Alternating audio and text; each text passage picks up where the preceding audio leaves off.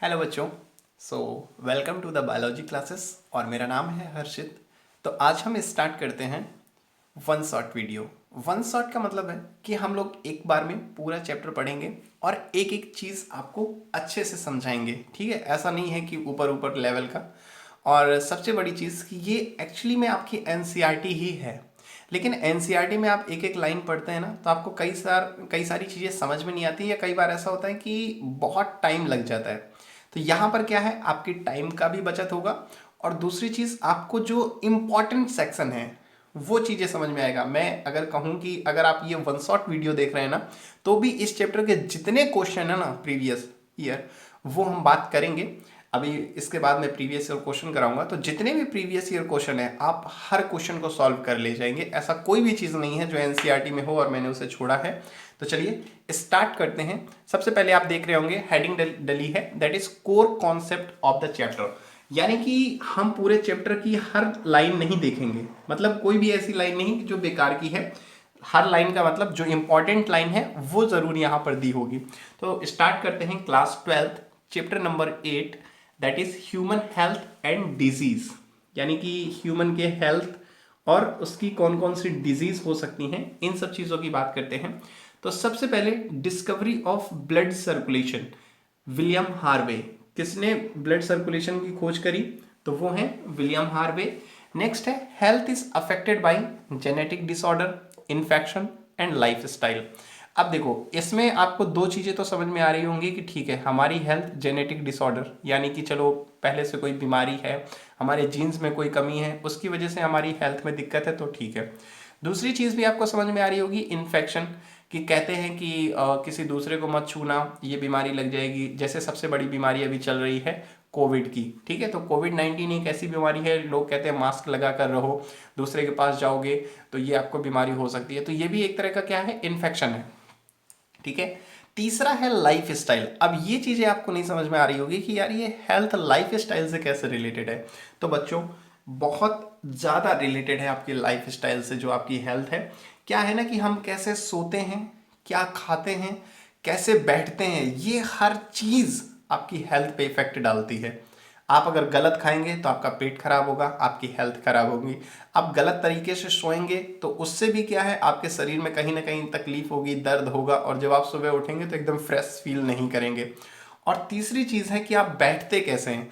आप अगर सही ढंग से नहीं बैठे ना तो आपके पीछे कमर में बहुत दर्द होगा, या आपको कई बार बच्चों में एक प्रॉब्लम होती है कि सर जब हम पढ़ते हैं तो हमें नींद आने लगती है। ये सबसे बड़ी प्रॉब्लम है। ये पता है, ये भी रिलेटेड है आपकी हेल्थ से। आपकी हेल्थ सही नहीं है इसलिए आपको नींद आ रही है। मतलब आप सोकर उठे हैं, आपने 6 से 8 घंटे की अच्छी खासी नींद ली है, उसके बावजूद भी आप जब भी पढ़ने बैठते हैं तो आपको नींद आने लगती है। तो ये भी क्या है, एक आपकी लाइफ स्टाइल का हिस्सा है। आप ठीक तरह से बैठते नहीं हैं। जब आप बैठते हैं तो इस तरह से बैठते हैं कि कहीं ना कहीं आपके कोई ना कोई पार्ट जो है वो तकलीफ में होता है। यानी कि आपकी कमर सीधी नहीं है, ठीक है, आपके पैर सही से नहीं फोल्ड हैं, आप हाथों को सही से नहीं लिए हैं। तो ये सब चीज़ें होती हैं। अब जैसे लेटे लेटे मोबाइल चलाते हैं, हमारे हाथों में तकलीफ होती है, लेकिन हमारा ब्रेन जो है वो मोबाइल पे लगा होता है, तो हमें समझ में नहीं आता कि हमारे हाथों में तकलीफ है। लेकिन जब हम मोबाइल रखते हैं तब समझ में आता है कि हाथ दर्द होने लगे। तो वही चीज़ है। तो यही सब होता है कि जब बॉडी में कहीं ना कहीं तकलीफ होती है ना तो हमें नींद सी आने लगती है। इसीलिए अपनी बैठने की पोजीशन हमेशा ऐसे रखें कि आपकी कमर हमेशा सीधी रहे, तो आपको कभी भी पढ़ते समय नींद नहीं आएगी। ये करके देख लीजिएगा, जब आप करेंगे ना 5-10 दिन तो ये आपकी एक हैबिट बन जाएगी और फिर कभी भी आपको पढ़ते समय नींद नहीं आएगी। तो ये आपके हेल्थ के 3 एस्पेक्ट हो गए कि हेल्थ आपकी अफेक्ट होती है जेनेटिक डिसऑर्डर से, इन्फेक्शन से और लाइफ स्टाइल से। नेक्स्ट बात करते हैं डिजीज। बीमारियां दो तरह की होती हैं, एक इन्फेक्टियस और दूसरी नॉन इन्फेक्टियस। इन्फेक्टियस जैसे कि कोरोना ही चल रही है। इन्फेक्टियस का मतलब होता है कि जो छूने से फैले, और दूसरा होता है नॉन इन्फेक्टियस, जो छूने से या पास जाने से नहीं फैलती, जैसे कैंसर है। अब हम किसी कैंसर के पेशेंट को देखने जाएंगे तो उसकी बीमारी कभी भी हमें नहीं आ जाएगी। तो दिस इज नॉन इन्फेक्टियस, ठीक है। अब कुछ कॉमन डिजीज की बात कर लेते हैं कि ह्यूमंस में कुछ कॉमन कौन कौन सी डिजीज होती हैं। तो सबसे पहले बात करते हैं पैथोजेंस की। पैथोजन क्या होते हैं बच्चों? पैथोजन होते हैं डिजीज कॉजिंग ऑर्गेनिज्म। जो भी ऑर्गेनिज्म बीमारियों को फैलाते हैं उन्हें पैथोजेंस कहते हैं। और वो कौन कौन से होते हैं? वो आपके बैक्टीरिया हो सकते हैं, वायरस हो सकते हैं, फंजाई हो सकते हैं, प्रोटोजन्स हो सकते हैं, हेलमिंथ हो सकते हैं। तो इन्हीं सब चीज़ों की हमें बात ये करनी है कि बैक्टीरिया कौन कौन से होते हैं, वायरसेस कौन कौन से होते हैं, फंजाई कौन कौन से होते हैं, प्रोटोजन्स और हेलमिंथ क्या क्या होते हैं। तो इन्हीं सब की पूरे चैप्टर्स में हमें बात करनी है एक एक करके। तो चलो आगे चलते हैं। अब देखो, सबसे पहली बीमारी जो हम देखते हैं that is Salmonella typhi. Most important है, नीट में इससे क्वेश्चन आना तय है, हर साल एक क्वेश्चन जरूर आता है। ठीक है, तो सैल्मोनेला टाइफी पैथोजेनिक यानी कि कौन सा ऑर्गेनिज्म इसको कॉज कराता है? तो बैक्टीरिया। ये बैक्टीरियल डिजीज है। अब देखो, कई बार क्वेश्चन ऐसा भी आ जाता है कि कोई बीमारी का नाम दे रखा होता है और पूछ लेता है कि ये कैसी है, मतलब वायरल है या बैक्टीरियल है या फंजाई के द्वारा होती है। तो आपको ये याद करनी पड़ेगी, या एक दो बार जब आप इसे रिवाइज करेंगे ना बार बार, तो अपने आप आपको याद हो जाएगा कि कौन सी बैक्टीरियल डिजीज है और कौन सी वायरल डिजीज है। बैक्टीरियल यानी कि जो बैक्टीरिया के थ्रू हो, और वायरल यानी कि जो वायरस के थ्रू होती है। तो ये सैल्मोनेला टाइफी ये बैक्टीरियल डिजीज है। ठीक है, बैक्टीरिया इसे कॉज करता है, और इसकी वजह से क्या होता है? इसकी वजह से होता है आपको टाइफॉइड। ठीक है, तो टाइफाइड कौन कॉज कराता है? That is Salmonella typhi. ये एक तरह का बैक्टीरिया है, और इसमें जो फीवर आता है that is known as typhoid fever. Pathogen enter in small intestine. ये भी चीजें आपको याद रखनी है कि कहां पर इफेक्ट डालता है, हमारे कौन सा बॉडी ऑर्गन खराब होगा, तो दैट इज स्मॉल इंटेस्टाइन। फिर नेक्स्ट है high fever 39 degree centigrade to 40 degree centigrade. बुखार कितना आएगा? 39 से 40 डिग्री का बुखार आएगा। ठीक है, फिर weakness, stomach pain, constipation, headache, loss of appetite. ये सब चीजें इसमें बीमारियां होंगी। क्या क्या देखने को मिलेगा आपको? वीकनेस देखने को मिलेगी, स्टमक में पेन, पेट में दर्द होगा, कॉन्स्टिपेशन होगा, सिर में दर्द होगा, लॉस ऑफ एपेटाइट, भूख नहीं लगेगी। अब देखो, इन सब का काम क्या है, मैं आपको बता दूं कि ये चैप्टर जब हम पढ़ रहे हैं ना, तो पूरी एकदम फील आएगी आपको डॉक्टरों वाली। अब जैसे आप डॉक्टर के पास जाते हैं, आपने कभी इमेजिन किया है या नहीं, मैंने तो बहुत किया है कि यार डॉक्टर के पास जाते हैं, डॉक्टर हमसे पूछता है कि क्या हुआ है, तो हम उनसे बोलते हैं सर में दर्द हो रहा है, पेट में दर्द हो रहा है, कमजोरी महसूस हो रही है। तो डॉक्टर अपने आप पता लगा लेता है कि अच्छा इसको टाइफाइड होगा। तो फिर वो क्या करता है, या तो टेस्ट लिख के दे देता है या फिर उसकी दवा लिख के दे देता है। तो पहले मैं कई बार सोचा करता था कि यार ऐसा डॉक्टरों को पता कैसे चल जाता है कि हमें ये वाली बीमारी है। अब मुझे यहाँ से समझ में आता है पढ़ के कि अच्छा, हर बीमारी के अपने अलग अलग सिम्पटम्स होते हैं, कि अगर ऐसा है तो आपको ये बीमारी होगी, वैसा है तो आपको वो बीमारी होगी। तो ये सिम्पटम्स उन्हें याद होते हैं कि वीकनेस है, स्टमक पेन है, constipation, headache, loss of appetite. अगर इतने सारे चीजें हैं, मतलब ऐसा नहीं है कि सिर्फ कमजोरी है तो आपको टाइफॉइड, नहीं, वो और भी पूछेगा कि आपके पेट में दर्द होता है, भूख लगती है, नहीं लगती है। तो ये सब चीजें पूछेगा, और अगर ये सारे सिम्पटम्स हैं तो आपको टाइफाइड होगा। ठीक है, तो इसके लिए एक टेस्ट होता है दैट इज कॉल्ड विडॉल टेस्ट। ये बहुत इंपॉर्टेंट है, ये पूछा जाता है कि टाइफाइड के लिए कौन सा टेस्ट होता है। तो ये कई बार अगर बोर्ड के लिए आप पढ़ रहे हैं तो बोर्ड में ये 1 नंबर का या 3 नंबर का क्वेश्चन कई बार आ जाता है कि टाइफाइड के लिए, टाइफाइड को पता लगाने के लिए कौन सा टेस्ट होता है, तो दैट इज विडॉल टेस्ट। और नीट में भी एक ना एक क्वेश्चन जरूर आ जाता है। फिर नेक्स्ट बात करते हैं निमोनिया की। निमोनिया ये भी बैक्टीरिया के थ्रू होता है, और कौन कौन से बैक्टीरिया इसमें शामिल होते हैं, तो दैट इज स्ट्रेप्टोकोकस निमोनियाई। 2 तरह के बैक्टीरिया होते हैं, स्ट्रेप्टोकोकस निमोनियाई और दूसरा होता है हीमोफिलस इन्फ्लुएंजाई। ठीक है, ये 2 होते हैं जो निमोनिया कॉज करते हैं। और निमोनिया में क्या होता है, ये बहुत इंपॉर्टेंट है, alveoli of the lungs infect होते हैं। लंग्स के जो एल्वियोलाई हैं, एल्वियोलाई जो एक्सचेंज पार्ट होते हैं ना, गैसेस का एक्सचेंज में हिस्सा लेते हैं, तो वो इफेक्ट होते हैं जब आपको निमोनिया हो जाता है। लोग ऐसा कहते हैं कि निमोनिया हो जाएगा तो लंग्स में पानी भर जाएगा। ठीक है, तो ये निमोनिया के इफेक्ट होते हैं। अब आगे देखते हैं कि सिम्पटम्स हमें क्या क्या दिखाई देगा, तो पता चल जाएगा कि हाँ इसको निमोनिया है। तो सबसे पहले फीवर, बुखार होगा, चिल्स यानी कि ठंड लग रही होगी हल्की हल्की, कफ खांसी आएगी, हेडेक सिर में दर्द होगा। तो देखो इसके सिम्पटम्स अलग थे, इसके सिम्पटम्स अलग है, इसीलिए क्या होता है कि सिम्पटम्स पूछ कर के ही डॉक्टर दवा देते हैं। तो सिम्पटम्स आपको याद रखने हैं अगर डॉक्टर बनना है तो। ठीक है, तो fever, chills, cough, headache. In severe case, अगर बहुत ज्यादा सीवियर कंडीशन है तो लिप्स एंड फिंगर नेल्स में ग्रे टू ब्लूइश, ग्रे से ब्लू कलर के हो जाएंगे आपके लिप्स और फिंगर नेल्स, यानी कि हाथों के नाखून और होंठ आपके ब्लूइश कलर के हो जाएंगे अगर बहुत ज्यादा सीवियर कंडीशन है। निमोनिया में कई बार होता है बच्चे, छोटे बच्चों को निमोनिया हो जाता है तो उनकी डेथ तक हो जाती है, तो वो सीवियर कंडीशन हो जाती है। ठीक है, अगर बहुत जल्द डॉक्टर को नहीं दिखाया तो वो सीवियर कंडीशन हो जाती है, उसमें लंग्स में पानी भरने लगता है। फिर लास्ट बात करते हैं, दैट इज बैक्टीरियल डिजीज। तो बैक्टीरियल डिजीज में दो तो हमने पढ़ ली कि एक टाइफाइड हो गई, एक निमोनिया हो गई। और भी कौन कौन सी बैक्टीरियल डिजीज होती हैं? तो that is dysentery, plague, diphtheria. ये आपकी एनसीईआरटी में नहीं दे रखी हैं, लेकिन फिर भी मैं आपको बता दूं, प्लेग कई बार पूछ दिया जाता है। तो प्लेग चूहों से होने वाली एक बीमारी होती है और इसको कॉज करता है यर्सीनिया पेस्टिस। ठीक है, एक बैक्टीरिया होता है दैट इज यर्सीनिया पेस्टिस। तो ये नाम याद रखिए, वैसे तो एनसीईआरटी में नहीं है तो नहीं ही आएगा, लेकिन फिर भी प्लेग के बारे में कई बार पूछ दिया जाता है। तो ये चूहों से होने वाली बीमारी होती है। बाकी ये नाम आपको याद रखने हैं बैक्टीरियल के, ठीक है, क्योंकि जब बैक्टीरियल डिजीज आएगी ऑप्शन आएगा विच of the following is not a bacterial disease. तो अगर आपको ये मालूम है कि dysentery, plague, diphtheria, pneumonia, typhoid ये बैक्टीरियल डिजीज है, तो आप ऑप्शन इजिली करेक्ट कर पाएंगे कि अच्छा ये तो बैक्टीरियल है तो ये नहीं होगा। ठीक है, तो इस तरह से चूज कर पाएंगे। अब अगली है डिजीज आपकी, दैट इज कॉमन कोल्ड। ठीक है, कॉमन कोल्ड, सर्दी जुकाम। तो ये होता है आपके राइनो वायरसेस के द्वारा। यहां पर हम वायरल डिजीज की बात करने लगे, बैक्टीरियल हम पढ़ चुके हैं, अब वायरल। ठीक है, वायरस, तो ये होता है राइनो वायरस जो कि कॉमन कोल्ड कॉज कराता है। तो यही आपको याद रखने हैं, एक एक नंबर के क्वेश्चन आते हैं नीट में, सिंपल से क्वेश्चन आते हैं कि कॉमन कोल्ड किसके थ्रू होता है, तो राइनो वायरसेस। और ये करते क्या है, इन्फेक्ट करेंगे आपकी नोज को एंड रिस्पायरेटरी पैसेज।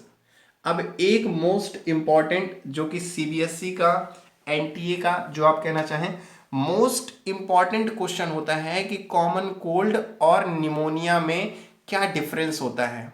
ये आप प्रीवियस ईयर क्वेश्चन जब मैं लगाऊंगा तो कम से कम 8 से 10 बार आ चुका है और हर बार आता है ये कि कॉमन कोल्ड में और निमोनिया में क्या डिफरेंस होता है। तो निमोनिया में हमने देखा था कि alveoli of the lungs, lungs की एल्वियोलाई अफेक्ट कर रहे थे, लेकिन कॉमन कोल्ड में आपका नाक और आपका रिस्पायरेटरी पैसेज, लंग्स कहीं नहीं दिए। तो लंग्स निमोनिया में और कॉमन कोल्ड में नोज और रिस्पायरेटरी पैसेज, इसको याद रखिएगा, बहुत इंपॉर्टेंट क्वेश्चन है। ठीक है, सिम्टम्स क्या क्या होते हैं अगर कॉमन कोल्ड है तो क्या क्या आपको देखने को मिलेगा पेशेंट में? नेजल कंजेंशन, उसकी नाक पूरी जाम हो गई होगी, है ना। कई बार हम लोग एक तरफ नाक दाब के और दूसरी तरफ खींचते हैं तो सांस नहीं आती, तो this is the nasal congestion. ठीक है, एंड डिस्चार्ज, और नाक बह रही होगी। सोर थ्रोट, गले में खराश होगी, कुछ लोग होते हैं ऐसे ऐसे करते रहते बार बार, है ना। हॉर्सनेसनेस, जैसे घोड़ा नहीं बोलता है बार बार ऐसे ही हम लोग भी बार बार ऐसे करते रहते हैं, तो दैट इज हॉर्सनेसनेस। ठीक है, कफ, कफ आएगा, हेडेक, सर दर्द होगा, टायर्डनेस, थकान महसूस होगी। लास्ट फॉर 3 to 7 डेज, मतलब 3 से 7 दिन के लिए ये बीमारी होती है, ज्यादा लंबे समय तक खांसी नहीं आती है, 3 से 7 दिन में होती है। ठीक है, फिर नेक्स्ट बात करते हैं मलेरिया की। मलेरिया सबको मालूम होगा, कॉज्ड बाय प्रोटोजन्स। अब देखो, वायरस की एक ही डिजीज दे रखी है, बैक्टीरिया की 2 दे रखी थी, वायरस की एक ही दे रखी है। अब ये आ गए हम प्रोटोजन्स में, तो कॉज्ड बाय प्रोटोजन्स, प्रोटोजन्स यानी प्लाज्मोडियम। तो मलेरिया कौन कॉज कराता है? प्लाज्मोडियम कॉज कराता है। Different species of Plasmodium, Plasmodium के 4 टाइप होते हैं, 3 आपके एनसीईआरटी में दिए हैं, लेकिन मैंने एक चौथा भी लिख दिया है क्योंकि कई बार ये भी पूछ देता है। तो Plasmodium vivax, Plasmodium malaria, Plasmodium falciparum. ये जो फैल्सीपेरम है ये एक बार क्वेश्चन में आया करता है कि मैलिग्नेंट, ऐसा कौन सा मलेरिया है जिससे इंसान की डेथ हो जाती है और वो कौन कॉज कराता है, तो ये आपका पूछ दिया जाता है। तो प्लाज्मोडियम फैल्सीपेरम। और फिर एक लास्ट है प्लाज्मोडियम ओवेल। तो ये मैंने देखो नीचे लिखा भी है, प्लाज्मोडियम फैल्सीपेरम। जहां जहां मैं हाईलाइट करते जा रहा हूं ये मोस्ट इंपॉर्टेंट पार्ट है। और अगर इसके अलावा इस चैप्टर से कोई भी क्वेश्चन आ जाए तो आप चाहे तो जितने डिसलाइक मारना हो मार देना, ठीक है, जितना कमेंट करना हो कर देना, लेकिन जितने में मैं ये हाईलाइट कर रहा हूं ना, आप अगर सिर्फ इतना पढ़ लेंगे तो इस क्वेश्चन के मतलब इस चैप्टर के 2-3 क्वेश्चन जो आएंगे वो ऐसे ही हवा हो जाएंगे, एकदम धुआं धुआं हो जाएंगे, मैं सच कह रहा हूं। ठीक है, अब आते हैं लाइफ साइकिल ऑफ प्लाज्मोडियम। ये बहुत इंपॉर्टेंट है इस चैप्टर का, हर साल ये जरूर इससे पूछा जाता है। और पूछा क्या जाता है कि जब प्लाज्मोडियम में एक इन्फेक्टियस फॉर्म होती है वो कौन सी होती है, तो दैट इज स्पोरोजाइट। यही क्वेश्चन आता है और कुछ नहीं आता है, क्योंकि ये पूरा अगर आपको बना कर देंगे तो या तो वो टेबल बना कर दे सकते हैं और पूछ लेंगे कि बीच में ए बी सी डी क्या क्या होती हैं, और दूसरी चीज अगर बात करेंगे तो वो पूछेंगे कि इन्फेक्टियस फॉर्म कौन सी होती है। तो चलो लाइफ साइकिल की बात करते हैं। तो लाइफ साइकिल की बात करते हैं तो सबसे पहले जैसे कि मैंने बोला इन्फेक्टियस फॉर्म, ये बहुत इंपॉर्टेंट क्वेश्चन होता है, बहुत ही एग्जामिनर का पसंदीदा क्वेश्चन होता है कि लाइफ साइकिल ऑफ प्लाज्मोडियम से अगर वो पूछेगा तो सिर्फ यही पूछता है कि which of the following is a infectious form in life cycle of plasmodium या मलेरिया। ठीक है, तो sporozoite condition is infectious form through bite of infected female anopheles mosquito. ये भी पूछ लेता है कि किसके थ्रू होता है, तो that is female anopheles mosquito के through. Initially multiply liver cell and then attack RBC. सबसे पहले लीवर सेल में मल्टीप्लाई करेगा, ये जो फीमेल एनाफिलीज है ये क्या करेगा, इन्फेक्टियस फॉर्म स्पोरोजोइट, ये इनिशियली मल्टीप्लाई करेगा आपके लीवर सेल में और फिर अटैक करेगा आरबीसीज में, रेड ब्लड कार्पस्कल्स। फिर हीमोजॉइन जो कि रिलीज होगा रप्चर्ड आरबीसीज में, आरबीसीज में जैसे ही अटैक किया तो आरबीसीज को तोड़ देगा, और जब तोड़ेगा तो उससे क्या निकलेगा, हीमोजॉइन। और वो हीमोजॉइन क्या करेगा, वो रिस्पॉन्सिबल होगा for chills and high fever. और फिर उससे क्या होगा, जब आपकी आरबीसीज जो होंगी ब्रेक हो जाएंगी, फिर उससे आपको ठंड लगेगी और आपको बुखार आएगा। ये कब कब होगा, हर 3 से 4 दिन में होगा। जब भी आपको मलेरिया होगा तो हर 3 से 4 दिन में बुखार आएगा और आपको ठंड लगेगी। और ये 3 से 4 दिन में ही क्यों होगा हर बार, जब भी हर बार रप्चर्ड ऑफ आरबीसीज होगा तो हीमोजॉइन रिलीज होगा, और हीमोजॉइन ही रिस्पॉन्सिबल होगा किसके लिए, चिल्स और हाई फीवर के लिए। इसलिए हर दिन नहीं होगा, हर 3 से 4 दिन में आपको जाड़ा लगेगा और बुखार आएगा। तो चलो नीचे थोड़ी सी इसकी लाइफ साइकिल दी है वो देख लेते हैं। अब देखो यहां पर सबसे पहली कंडीशन क्या होगी कि सबसे पहले जो फीमेल एनाफिलीज है उसने किसी को बाइट किया होगा तो वो होगा अपने आप में इन्फेक्टेड पर्सन। ठीक है, अब जैसे ही कोई मच्छर आया, ये फीमेल एनाफिलीज, अब उसने इस इन्फेक्टेड पर्सन को काटा, तो अब क्या हुआ, इन्फेक्टेड पर्सन में जो भी था वो कहां चला गया, वो मॉस्किटो की बॉडी में इंटर कर गया। ठीक है, तो parasite इंटर्स the mosquito body. Parasite कहां चला गया, मॉस्किटो की, मच्छर की बॉडी में चला गया। अब क्या करेगा, बॉडी में जाकर के मल्टीप्लाई करेगा और फॉर्म स्पोरोजोइट। अब मच्छर की बॉडी में ही, उस मॉस्किटो की बॉडी में ही स्पोरोजोइट बनेगा। फिर क्या होगा अगली स्टेज में, in the salivary gland of mosquito. अब मॉस्किटो की सेलाइवरी ग्लैंड में वो स्पोरोजोइट बन गया। अब वो मच्छर जैसे ही जाएगा और किसी इंसान को काटेगा तो वो जो स्पोरोजोइट मच्छर की बॉडी में बना था वो स्पोरोजोइट उस इंसान के अंदर चला जाएगा जिसको वो मच्छर काटेगा। तो स्पोरोजोइट इंटर्स एंड एबव साइकिल, यानी कि फिर से यही साइकिल होगी कि जो हमने पढ़ी अभी। ठीक है, कि जैसे ही स्पोरोजोइट अंदर गया तो पहले उन्होंने मल्टीप्लाई किया, फिर आरबीसीज में अटैक किया, फिर आरबीसी रप्चर हुई, फिर हीमोजॉइन रिलीज हुआ और बुखार आया। तो ये पूरी साइकिल फिर वहीं से चालू होती है। ठीक है, तो स्पोरोजोइट इंटर्स एंड एबव साइकिल जो हमने ऊपर पढ़ी, आरबीसी रप्चर वगैरह, ये उसमें स्टार्ट हो जाएगी। ठीक है, तो ये एक बार एनसीईआरटी से आप फिगर में देख लीजिएगा, और ये इजी वे पे जो था वो मैंने आपको बता दिया। अब यहां एक और चीज याद रखने वाली ये है कि मलेरियल पैरासाइट रिक्वायर्स 2 होस्ट।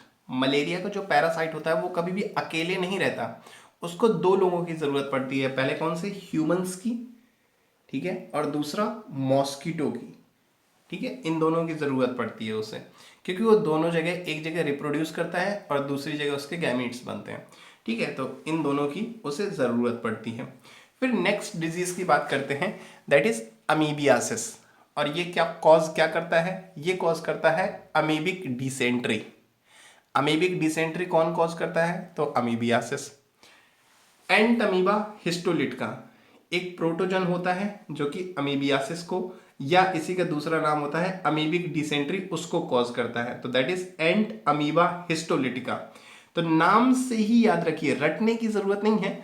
देखिए अमीबियासिस, तो यहां पर आ रहा है एंट अमीबा हिस्टोलिटिका, तो अमीबा यहां दिया है नाम में और यही अमीबियासिस बीमारी है। तो नाम से ही याद रखिएगा, कंफ्यूज मत होइएगा कि एंट अमीबा है ना, अमीबा तो अमीबियासिस कॉज कराएगा।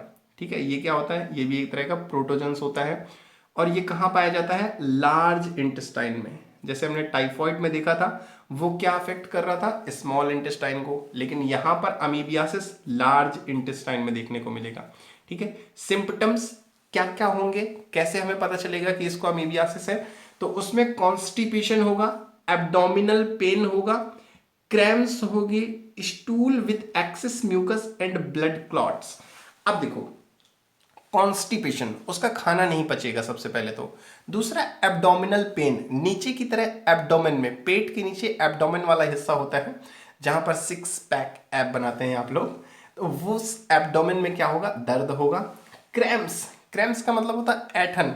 कुछ लोगों को देखा यार पेट दर्द हो रहा है और ऐसे दाब के बैठ जाते हैं, तो दैट इज क्रैम्स। और stool with excess mucus, stool का मतलब होता है वो पॉटी जो आप करने जाते हैं, तो वो स्टूल विथ एक्सेस म्यूकस, उसमें म्यूकस आएगा, चिपचिपा सा पदार्थ होगा, एंड ब्लड क्लॉट, और खून के ब्लड के क्लॉट्स निकलेंगे। ठीक है, तो ये आपको अगर प्रॉब्लम है तो दैट इज अमीबियासिस।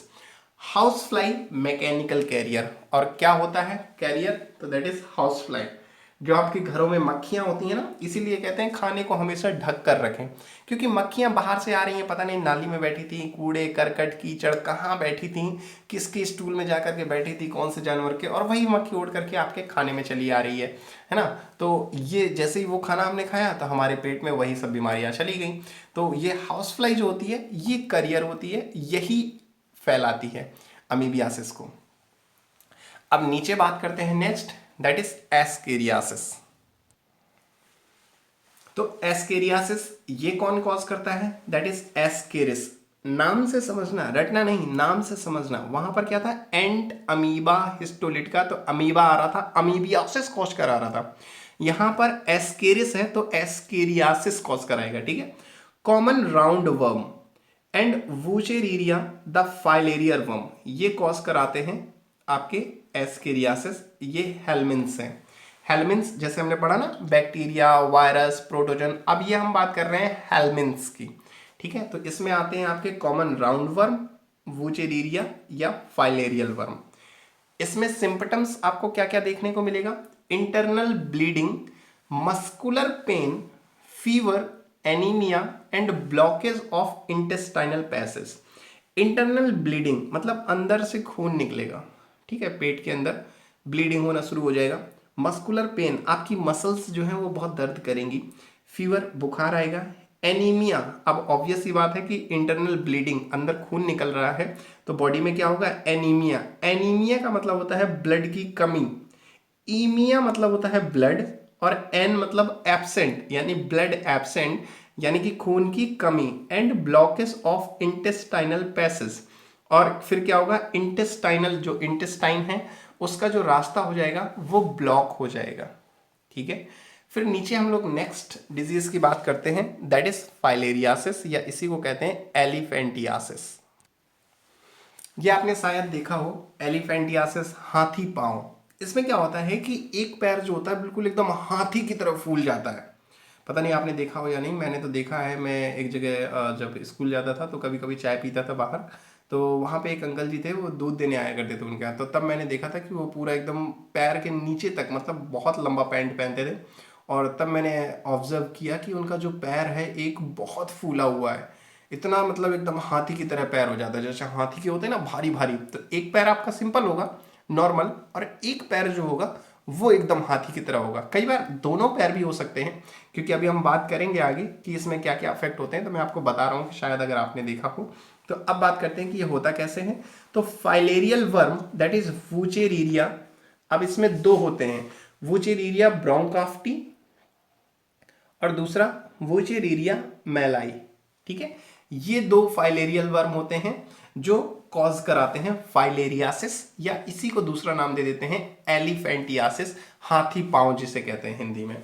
फिर क्रोनिक इन्फ्लामेशन होता है, usually lymphatic vessels of the lower limbs. ठीक है, देखा मैंने वही कहा, नीचे के पैर, lower limbs, lymphatic vessels, lymph जो होती हैं, लिम्फ नोड अगर आपने सुना हो तो लिम्फ वगैरह, लिम्फेटिक वेसल्स जो होती हैं वो फूल जाती हैं और यूजली नीचे लोअर लिम्स जो होती हैं वो अफेक्ट होती हैं। जेनाइटल ऑर्गन ऑल्सो अफेक्ट, आपके जेनाइटल ऑर्गन्स वगैरह भी अफेक्ट हो सकते हैं इस बीमारी में। Gross deformities transmitted through female mosquito vector, अब इसमें भी क्या होती हैं, फीमेल मॉस्किटो वेक्टर्स होती हैं। ठीक है, ग्रॉस डिफॉर्मिटीज का मतलब होता है बच्चों कि आपके शरीर का जो आकार प्रकार है वो थोड़ा सा बदल जाएगा, मतलब डिफॉर्म, उसका फॉर्म कुछ अलग हो जाएगा, मतलब जैसा है नॉर्मल वैसा नहीं रहेगा। कोई भी चीज मतलब कहीं से सूजन आ गई, कहीं फूल गया, तो वो ऑब्वियस सी बात है वो डिफॉर्म हो जाएगा। फिर नेक्स्ट बात करते हैं, दैट इज रिंग वर्म। ये कॉमन आपने देखा होगा, सिंपल सा है, कई बार हो जाता है ऐसा। तो रिंग वर्म ये फंजाई के थ्रू होता है। फंजाई कौन कौन सी जेनेरा के होते हैं, microsporum, Trichophyton and Epidermophyton. Ring worm में आपने देखा होगा ऐसे थोड़ा सा हल्का सा कहीं खुजला दो तो ऐसा रफ सी स्किन हो जाती है ना, दैट इज रिंग वर्म। अब सिम्टम्स देख लेते हैं कि रिंग वर्म अगर है तो आपको क्या क्या देखने को मिलेगा। Dry and scaly lesions, dry यानी एकदम वो स्किन सूख जाएगी, और स्केली लेजन्स यानी कि हल्की जैसे जैसे पपड़ी होती है ना, टाइट टाइट सी, ऐसी दिखने लगेगी। इन स्किन नेल्स एंड स्कार्फ, कई बार आपके खोपड़ी में भी हो जाएगा, ठीक है, और आपके नेल्स नाखूनों में देखने को मिलेगा, या आपकी स्किन में मोस्टली देखने को मिलता है। Lesions are accompanied by intense itching, और क्या होगा, जहां पर रिंग वर्म होगा वहां पर बार बार खुजलाहट होगी, और खुजलाएंगे तो उसको क्या होगा, हीट मिलेगा, और फिर वो फंजाई क्या होंगे और ग्रो होंगे। तो इसीलिए कभी भी अगर ऐसा कुछ हो तो वहां पर खुजलाएं नहीं, इचिंग ना करें। ठीक है, तुरंत दवा लाएं या लगाएं, या कई बार एक नॉर्मल लैंग्वेज में, पता नहीं आप लोगों को क्या होता है, नहीं हम लोगों के तो ऐसे कहते थे, सुबह सो के उठो और ऐसे बासा थूक लगा लो तो सही हो जाता है। एक्चुअली होता भी है, कई बार क्या होता है ना कि लाइसोजाइम एंजाइम पाया जाता है, और वो भी एंटी बैक्टीरियल होता है। ठीक है, तो उससे भी कई बार सही हो जाता है। तो ये भी एक कॉमन लोग गांव में करते हैं, लेकिन फिर भी आप इसके लिए दवा ले लें डॉक्टर से दिखा करके। नेक्स्ट बात करते हैं, infectious agent are transmitted through food and water. ठीक है, अब कौन कौन सी बीमारियां होती हैं जो इन्फेक्टियस होती हैं, जो फैलती हैं एजेंट्स के through, that is typhoid, amoebiasis, ascariasis.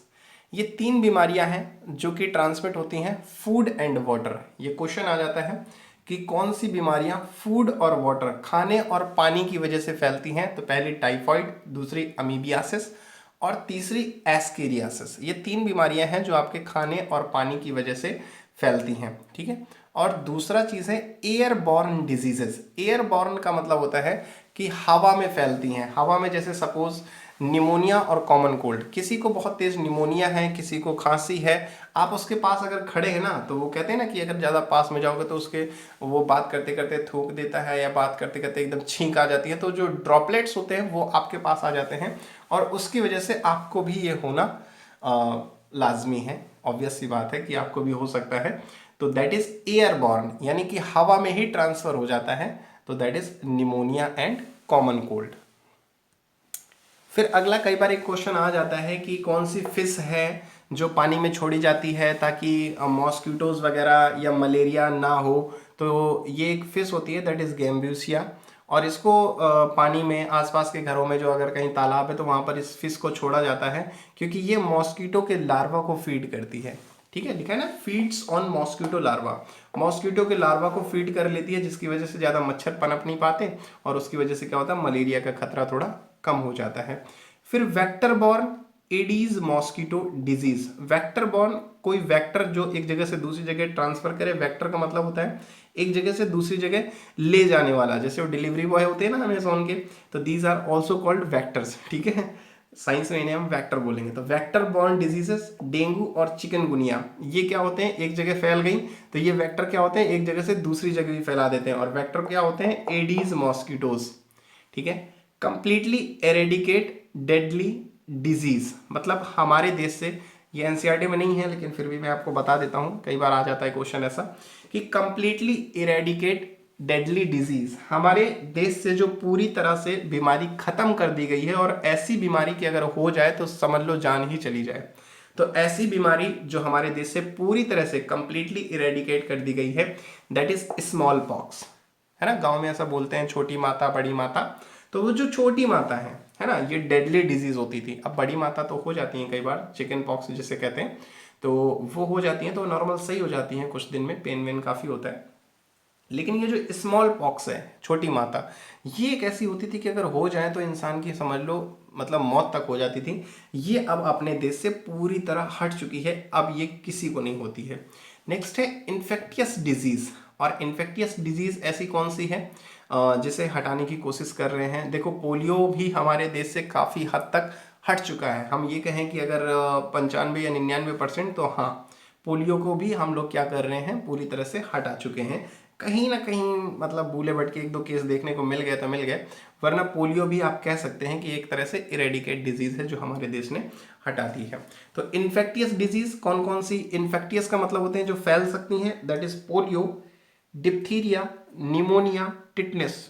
ठीक है। और इनको हम लोग कंट्रोल करते हैं by the use of vaccines. ठीक है, आपको भी लगी होगी पोलियो ड्रॉप, बचपन में आपने भी पिया होगा, 2 बूंद जिंदगी की, है ना। कुछ लोग ऐसा मानते हैं कि नहीं यार हम नहीं पियेंगे, बहुत कड़वी है। पहले छोटे बच्चों को गुब्बारे मिलते थे, शीटी मिलती थी, ऐसा अब तो पता नहीं मिलता है। नहीं, हम लोगों को तो दे दिया जाता था कि हम तुमको बैलून देंगे अगर पोलियो पियोगे। तो हमने कहा नहीं, हम पियेंगे लेकिन हमको 2 बैलून चाहिए। तो ऐसा होता था। फिर डिप्थीरिया का भी टीका लगा होगा बचपन में, निमोनिया, टिटनेस की वैक्सीन तो अब भी लगती रहती है, कहीं कुछ लग जाता है लोहा लंगड़, है ना, तो बोलते हैं टिटनेस का इंजेक्शन लगवा लो। तो वैसे तो नॉर्मली नहीं होता है, लेकिन फिर भी मतलब अगर कोई लोहा ऐसा है जिसमें जंग लगा है, बहुत पुराना है, तो उसके बाद लगवा लेना चाहिए। क्योंकि अगर ऐसा हो गया तो टिटनेस में एक डिजीज होती है that is known as lock jaw disease. मतलब अगर आपको टिटनेस हो गया तो आपका जबड़ा लॉक हो जाएगा, फिर आप बोल नहीं पाएंगे, बात नहीं कर पाएंगे। तो ये ना हो, बेहतर है कहीं भी अगर लग जाए, खेलते कूदते आप रहते होंगे तो तुरंत टिटनेस का इंजेक्शन लगवा लें। वैसे ये फ्री ऑफ कॉस्ट होता है, कोई ऐसा है नहीं गवर्नमेंट हॉस्पिटल में। बाहर से अगर आप लेते हैं तो थोड़ा आएगा 20-30 रुपए का, ज़्यादा महंगा नहीं आता। लेकिन हाँ, सरकारी हॉस्पिटल्स वगैरह में आपको फ्री ऑफ कॉस्ट अवेलेबल है। फिर आगे बात करते हैं। तो अब बात करते हैं इम्यूनिटी। आपने सुन रखा होगा हमारी बॉडी में भी अपनी एक इम्यूनिटी होती है। इम्यूनिटी का मतलब होता है बीमारियों से लड़ने की क्षमता, है ना। कि कोई भी बीमारी हमें हो गई है तो हमारे शरीर में इतनी क्षमता है कि उस बीमारी से लड़ सके, दैट इज इम्यूनिटी। अब इम्यूनिटी जो होती है वो 2 तरह की होती है, एक होती है इन्नेट इम्यूनिटी, एक होती है एक्वायर्ड इम्यूनिटी। अब इन्नेट और एक्वायर्ड में डिफरेंस क्या है, तो इन्नेट जो होती है वो at the time of birth, जन्म से ही हमारे साथ होती है। एक्वायर्ड जो होती है वो हमें बाहर से एक्वायर करनी पड़ती है, बाहर से लेनी पड़ती है। ठीक है। तो अब देखते हैं, सबसे पहले एक एक की बात करते हैं। तो इन्नेट इम्यूनिटी में क्या होता है, तो सबसे पहले ये non specific type of defence.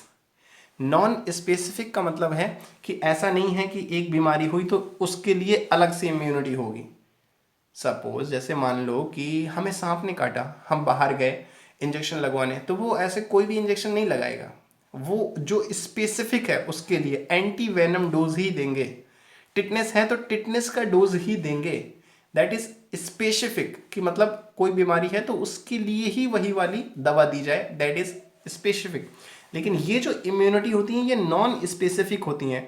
आपको खांसी जुकाम बुखार है, पूरी इम्यूनिटी आपकी बॉडी की काम करेंगी, ऐसा नहीं है जुकाम के लिए अलग काम करेगी, खांसी के लिए अलग काम करेगी। तो ये मतलब होता है non specific type of defence, है ना, किसी एक चीज़ के लिए स्पेशलाइज्ड नहीं है। समझ गए, बहुत बोलते हो, इतना नहीं सर, समझ जाते हैं हम लोग, बहुत अच्छे बच्चे हैं। ठीक है, नेक्स्ट बात करते हैं फिजिकल बैरियर। जैसे सबसे पहले हम लोग बात करते हैं कि इन्नेट इम्यूनिटी में कौन कौन सी चीज़ें होती हैं, तो सबसे पहला होता है फिजिकल बैरियर। जैसे कि स्किन, हमारी स्किन भी एक तरह से इम्यूनिटी ही प्रोवाइड कराती है कि कोई भी पैथोजन, है ना, बाहर से हमारे शरीर में इफेक्ट ना डाल सके। जैसे कि कोविड-19 में आपको पता है कि हमने नाक में और मुंह में मास्क लगाए, पूरी बॉडी में तो नहीं उसको ढक के रखा, है ना। तो हमारी जो स्किन है वो काफ़ी अच्छी इम्यूनिटी हमें प्रदान करती है कि जो वायरस है वो बाकी और कहीं से नहीं घुसेगा, फिर नाक या मुंह से ही घुस सकता है। फिर नेक्स्ट है फिजियोलॉजिकल बैरियर। फिजियोलॉजिकल बैरियर में आते हैं जैसे एसिड आपके स्टमक में पाया जाता है। मान लो सपोज आपने कोई ऐसी चीज़ खा ली जिसमें कुछ था, है ना। छोटे बच्चे होते हैं, ज़मीन में कुछ गिर जाता है, उठा के खा लेते हैं। अब ज़मीन में कितने सारे कीड़े मकोड़े बैक्टीरिया वायरस, है ना, वो सब पेट में चले गए। तो पेट में जो एसिड होता है वो इतना एसिड होता है कि वो उन कीड़ों को, उन वायरसेस बैक्टीरिया को मार देता है। तो ये भी एक तरह से क्या है, आपकी इम्यूनिटी है। फिर नेक्स्ट है सलाइवा। हमारे मुंह में थूक जो निकलता है, जो सलाइवा होता है माउथ में, वो भी एक तरह से इम्यूनिटी प्रदान करता है। हम लोग खेलते हैं, गिर जाते हैं, मैच खेलते हैं, लग जाता है, छिल जाता है, हम लोग क्या करते हैं, कई बार ब्लड निकल रहा होता है, थूक निकालते हैं, लगा लेते हैं, है ना। अब यार शहर के बच्चों को तो मुझे नहीं पता यार, आप लोगों को अलग पाला हो तो पता नहीं, हम लोगों को तो यार कभी भी अगर चोट वोट लग गई तो हम लोग ये बैंडेड वैंडेड इतना नहीं जानते थे कि ये बैंडेज वगैरह कुछ मिलता है। हम तो ऐसे ही यार लग गया तो थूक निकाला, लगा लिया, फिर खेलने लगे। तो ये सब चीज़ें चलता रहा है। अब आप लोग तो भाई पता नहीं क्या यार, मम्मा चोट लग गई, है ना, बैंडेज का पैसा दे दो। हम लोगों के यहाँ तो 1 रुपये 2 रुपये मिलता है छोटे में खाने के लिए, वही बहुत था यार। बैंडेज में कौन पैसा बर्बाद करे। ठीक है, तो सलाइवा ही आपके माउथ में, ये भी एक तरह का क्या होता है, इम्यूनिटी प्रदान करता है। नेक्स्ट होता है टीयर्स, आईज। ठीक है, आंखों से आंसू जो निकलते हैं वो भी क्या होते हैं, हमें इम्यूनिटी प्रदान करते हैं। जैसे रास्ते में हम चल रहे हैं, आंखों में कोई कूड़ा वगैरह चला गया, कोई एकदम से कोई कीड़े छोटे छोटे ब्लैक कलर के होते हैं ना, वो चले जाते हैं, तो फिर क्या होता है, आंखें एकदम गीली सी हो जाती हैं, आंखों से आंसू आने लगता है।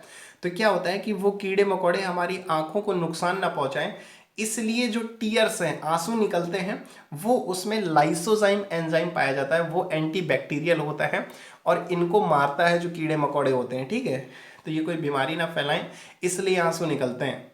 समझ गए। अब ऐसा नहीं है कि सर वो टीचर ने मारा है तो हम रो रहे हैं, अरे ऐसा नहीं है। टीचर ने बेटा तुम्हारी आंखें साफ करने के लिए मारा है, ठीक है, वो आंसू निकल रहे हैं ताकि तुम्हारी आंखें साफ रहें, इसलिए नहीं कि टीचर ने मारा है। सर वो छोड़ के चली गई थी तब भी मैं बहुत रोया था। अरे यार वो आंसू निकल रहे थे ताकि तुम्हारी आंखें साफ रहें, समझे। फालतू का दिमाग लगाते हो। चलो नेक्स्ट बात करते हैं सेलुलर बैरियर। अब सेलुलर बैरियर में होती हैं WBCs, वाइट ब्लड कार्पस्कल्स।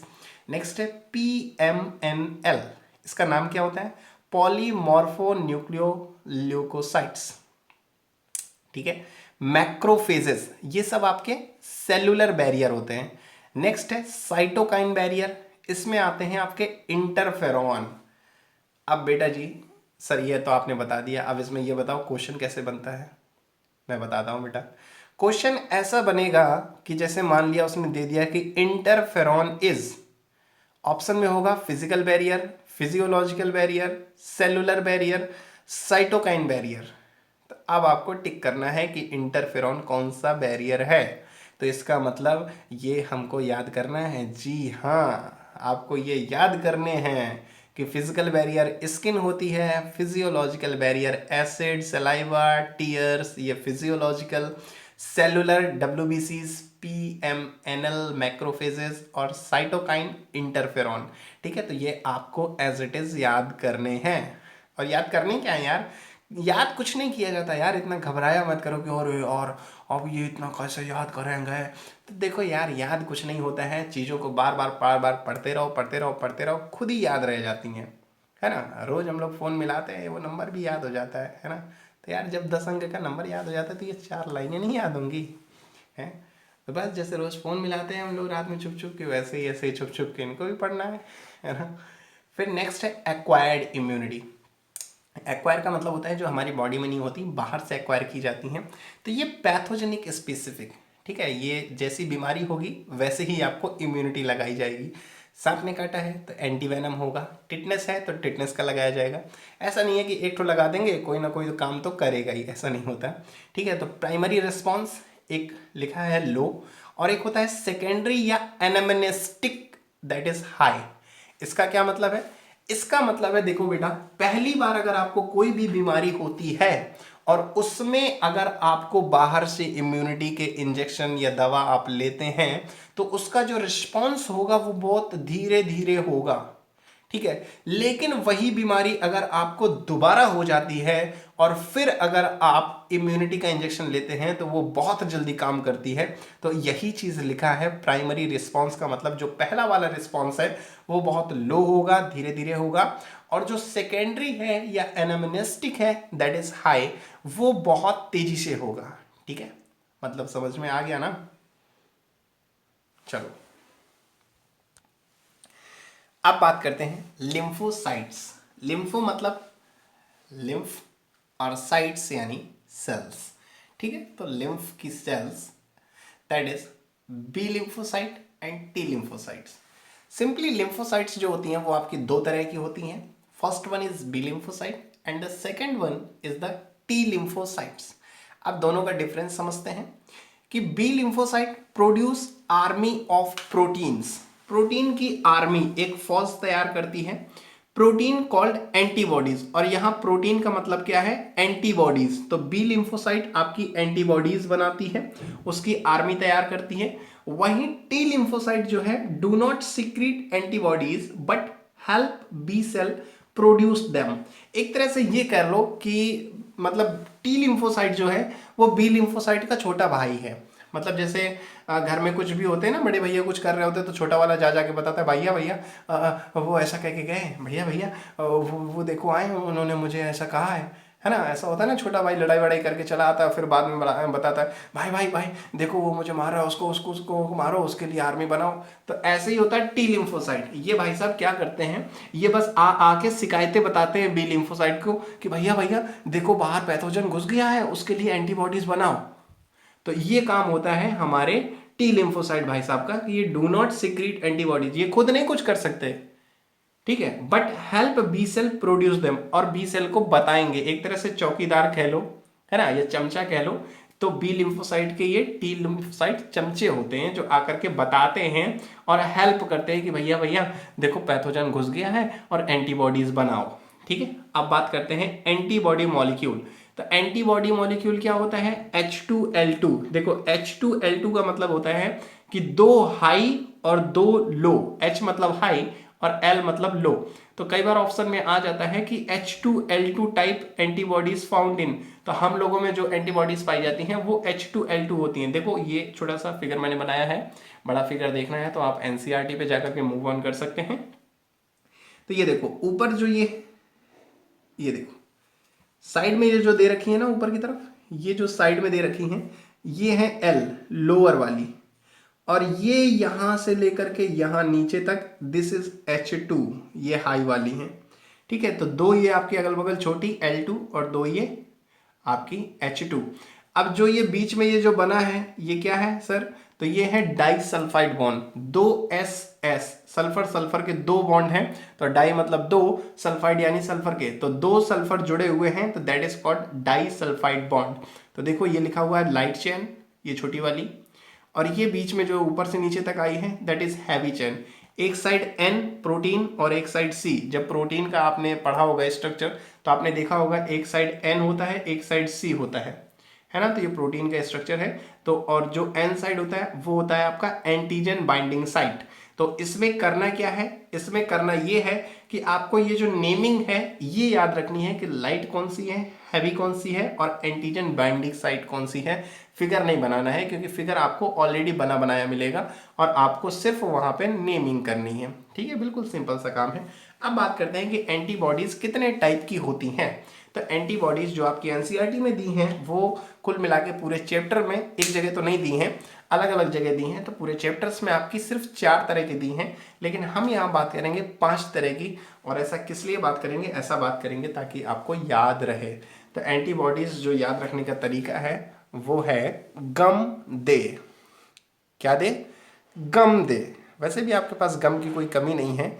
गम मतलब वो फेवी गम वाला गम नहीं, गम मतलब वो जो छोड़ के जाती है और उसके बाद जो होता है दैट इज गम, ठीक है। तो गम दे ऐसे याद रखना, GAM गम और DE यानी दे, तो गम दे।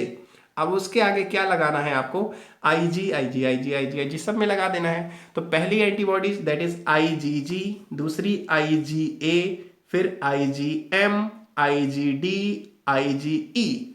अब ये आपको एंटीबॉडीज कितने टाइप की होती है ये तरीका हो गया, लेकिन किसका काम क्या होता है, कौन सी एंटीबॉडीज कहां पाई जाती हैं, ये धीरे धीरे हम लोग पढ़ेंगे आगे चैप्टर में, ठीक है। अब बात करते हैं एक्वायर्ड इम्यून रिस्पॉन्स। जो एक्वायर्ड बाहर से जो इम्यून रिस्पॉन्स आता है या लिया जाता है वो दो तरह का होता है। एक होता है ह्यूमोरल इम्यून रिस्पॉन्स, यानी कि एंटीबॉडीज मेडिएटेड, एंटीबॉडीज की वजह से ये वाला रिस्पॉन्स होता है। दूसरा होता है सेल मेडिएटेड इम्यून रिस्पॉन्स, जो सेल्स के थ्रू रिस्पॉन्स होता है, ठीक है। तो दो तरह के आपके एक्वायर्ड इम्यून रिस्पॉन्स होते हैं। अब जैसे बात करें टी लिम्फोसाइट मीडिएट, तो ये आपका यानी कि सीएमआई सेल मीडिएटेड इम्यूनिटी होता है या सेल मीडिएटेड इम्यून रिस्पॉन्स होता है। और इसमें क्या होता है, for graft rejection is responsible. जब भी ग्राफ्ट रिजेक्शन, अब देखो ये एक नॉर्मल सा क्वेश्चन आ जाता है कि फॉर ग्राफ्ट रिजेक्शन कौन सी इम्यूनिटी यानी कौन सा इम्यून रिस्पॉन्स होता है, तो दैट इज सीएमआई। अब ग्राफ्ट रिजेक्शन क्या होता है भाई साहब, ग्राफ्ट रिजेक्शन होता है जैसे आपने देखा होगा बहुत से लोग ट्रांसप्लांट कराते हैं, है ना, बहुत दारू वारू पिया भैया लीवर खराब हो गया, अब क्या करेगा डॉक्टर, सर वो लीवर ना ट्रांसप्लांट करा लीजिए सर। उसके बाद वही एक ऑप्शन है ना। किडनी खराब हो जाती है तो क्या प्रॉब्लम होती है, सर एक्चुअली आपका किडनी ट्रांसप्लांट होगा, उसके अलावा कोई चारा नहीं है, ठीक है। तो क्या होता है, ट्रांसप्लांट तो वो लोग कर देते हैं, लेकिन हमारी बॉडी क्या होता है भाई साहब, बहुत उस्ताद होती है। जैसे छोटे बच्चे होते हैं ना, अपनी चीज़ बहुत पहचानते हैं, दूसरी की चीज़ तुरंत एकदम छीन के लेते हैं ना। अपनी चीज़ उनसे मांगो तो नहीं मैंने नहीं, तो ऐसे ही अपनी बॉडी भी क्या होती है एकदम बच्चों तरह हरकत करती है। मतलब अगर आप बाहर से किडनी ला के लगवा लिए तो वो फिर इतना रिजेक्शन देगी कि आपको पूरी ज़िंदगी दवा खानी पड़ेगी भाई साहब। आपको जो इम्यूनिटी को रोकने के लिए दवा है ना वो पूरी ज़िंदगी खानी पड़ेगी, वरना बॉडी इतना चतुर होती है कि मतलब दूसरे की चीज़ रख नहीं सकती। तो वही चीज़ है कि जिनमें किडनी ट्रांसप्लांट होता है, लीवर ट्रांसप्लांट होता है, तो उनमें क्या होता है कि इम्यूनिटी, बॉडी ये सोचती है कि यार कोई फॉरेन ऑर्गन हमारी बॉडी में आ गया है, ये कोई पैथोजन है, ये कोई बीमारी है, तो उसके अगेंस्ट इम्यूनिटी बनाना शुरू कर देती है। जैसे कि हमने बात करी, हमें खांसी हुआ, जुकाम हुआ, बुखार हुआ, तो कोई भी चीज़ जब होता है तो कोई पैथोजन बाहर से अटैक करता है, ठीक है, तो बॉडी उसके अगेंस्ट एंटीबॉडीज़ बनाना स्टार्ट कर देती है, इम्यूनिटी को शो करती है और एंटीबॉडीज़ बनाती है और उस पैथोजन से लड़ने की कोशिश करती है। फिर वही होता है कि 2-3-4 दिन बाद आपका बुखार जुकाम सही हो जाता है। तो ऐसे ही जब ट्रांसप्लांट होते हैं कोई भी चीज़ के, तो वहाँ पर क्या होता है, हमारी बॉडी को लगता है कि ये कोई पैथोजन है, कोई फॉरेन ऑर्गन आ गया है, ठीक है, फॉरेन ऑर्गेनिज्म है, तो उसके खिलाफ क्या करती है, एंटीबॉडीज बनाना शुरू कर देती है।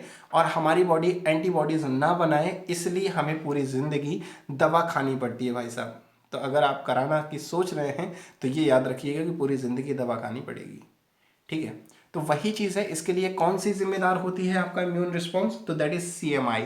CMI is responsible for graft rejection. NEET का बहुत ही प्यारा और खूबसूरत सा क्वेश्चन कि for graft rejection which type of immune response is responsible, तो that is CMI, cell mediated immune response is responsible for graft rejection. बहुत ही खूबसूरत सा क्वेश्चन आता है इससे, तो ये आप याद रखिएगा। नेक्स्ट बात करते हैं सेकेंड इम्यून रिस्पॉन्स, यानी कि सेकेंड इम्यून, जैसे हमने पढ़ा था ना, एक प्राइमरी रिस्पॉन्स लो होता है, दूसरा सेकेंड रिस्पॉन्स जो होता है that is एनामेनेस्टिक response.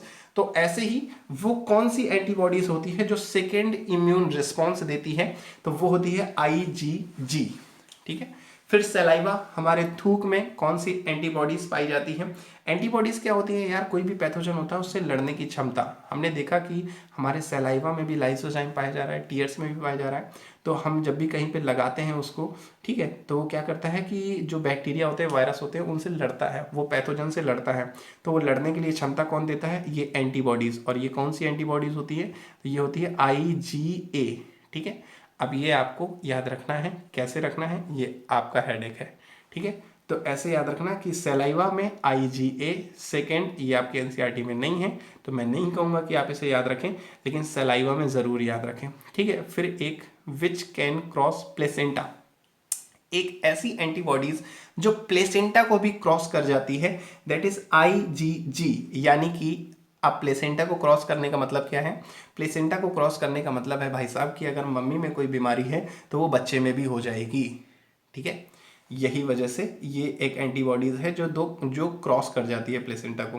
Provide immunity to the foetus, ठीक है, अगर मम्मी को बीमारी है तो बच्चे को भी लग जाएगी, और फिर बच्चे से कौन लड़ेगा, बच्चा तो अभी बड़ा ही नहीं हुआ, बच्चा में तो अभी इतनी इम्यूनिटी नहीं है, लेकिन ये एक इम्यूनिटी जो है वो मम्मी की बॉडी से निकल के बच्चे की बॉडी में चली जाएगी और बच्चे को भी बीमारियों से रक्षा करेगी। ठीक है, तो ये एक इम्यूनिटी होती है जो कि प्लेसेंटा को क्रॉस कर जाती है। ये भी एक क्वेश्चन बन सकता है नीट में। ठीक है, फिर नेक्स्ट आते हैं, first appeared in primary response. जब प्राइमरी रिस्पॉन्स पहला रिस्पॉन्स होता है तो कौन सी एंटीबॉडीज होती है, दैट इज IgM। ये भी आपके एनसीईआरटी में नहीं है तो कोई ज़रूरी नहीं है, बस सिर्फ नाम सुन लें।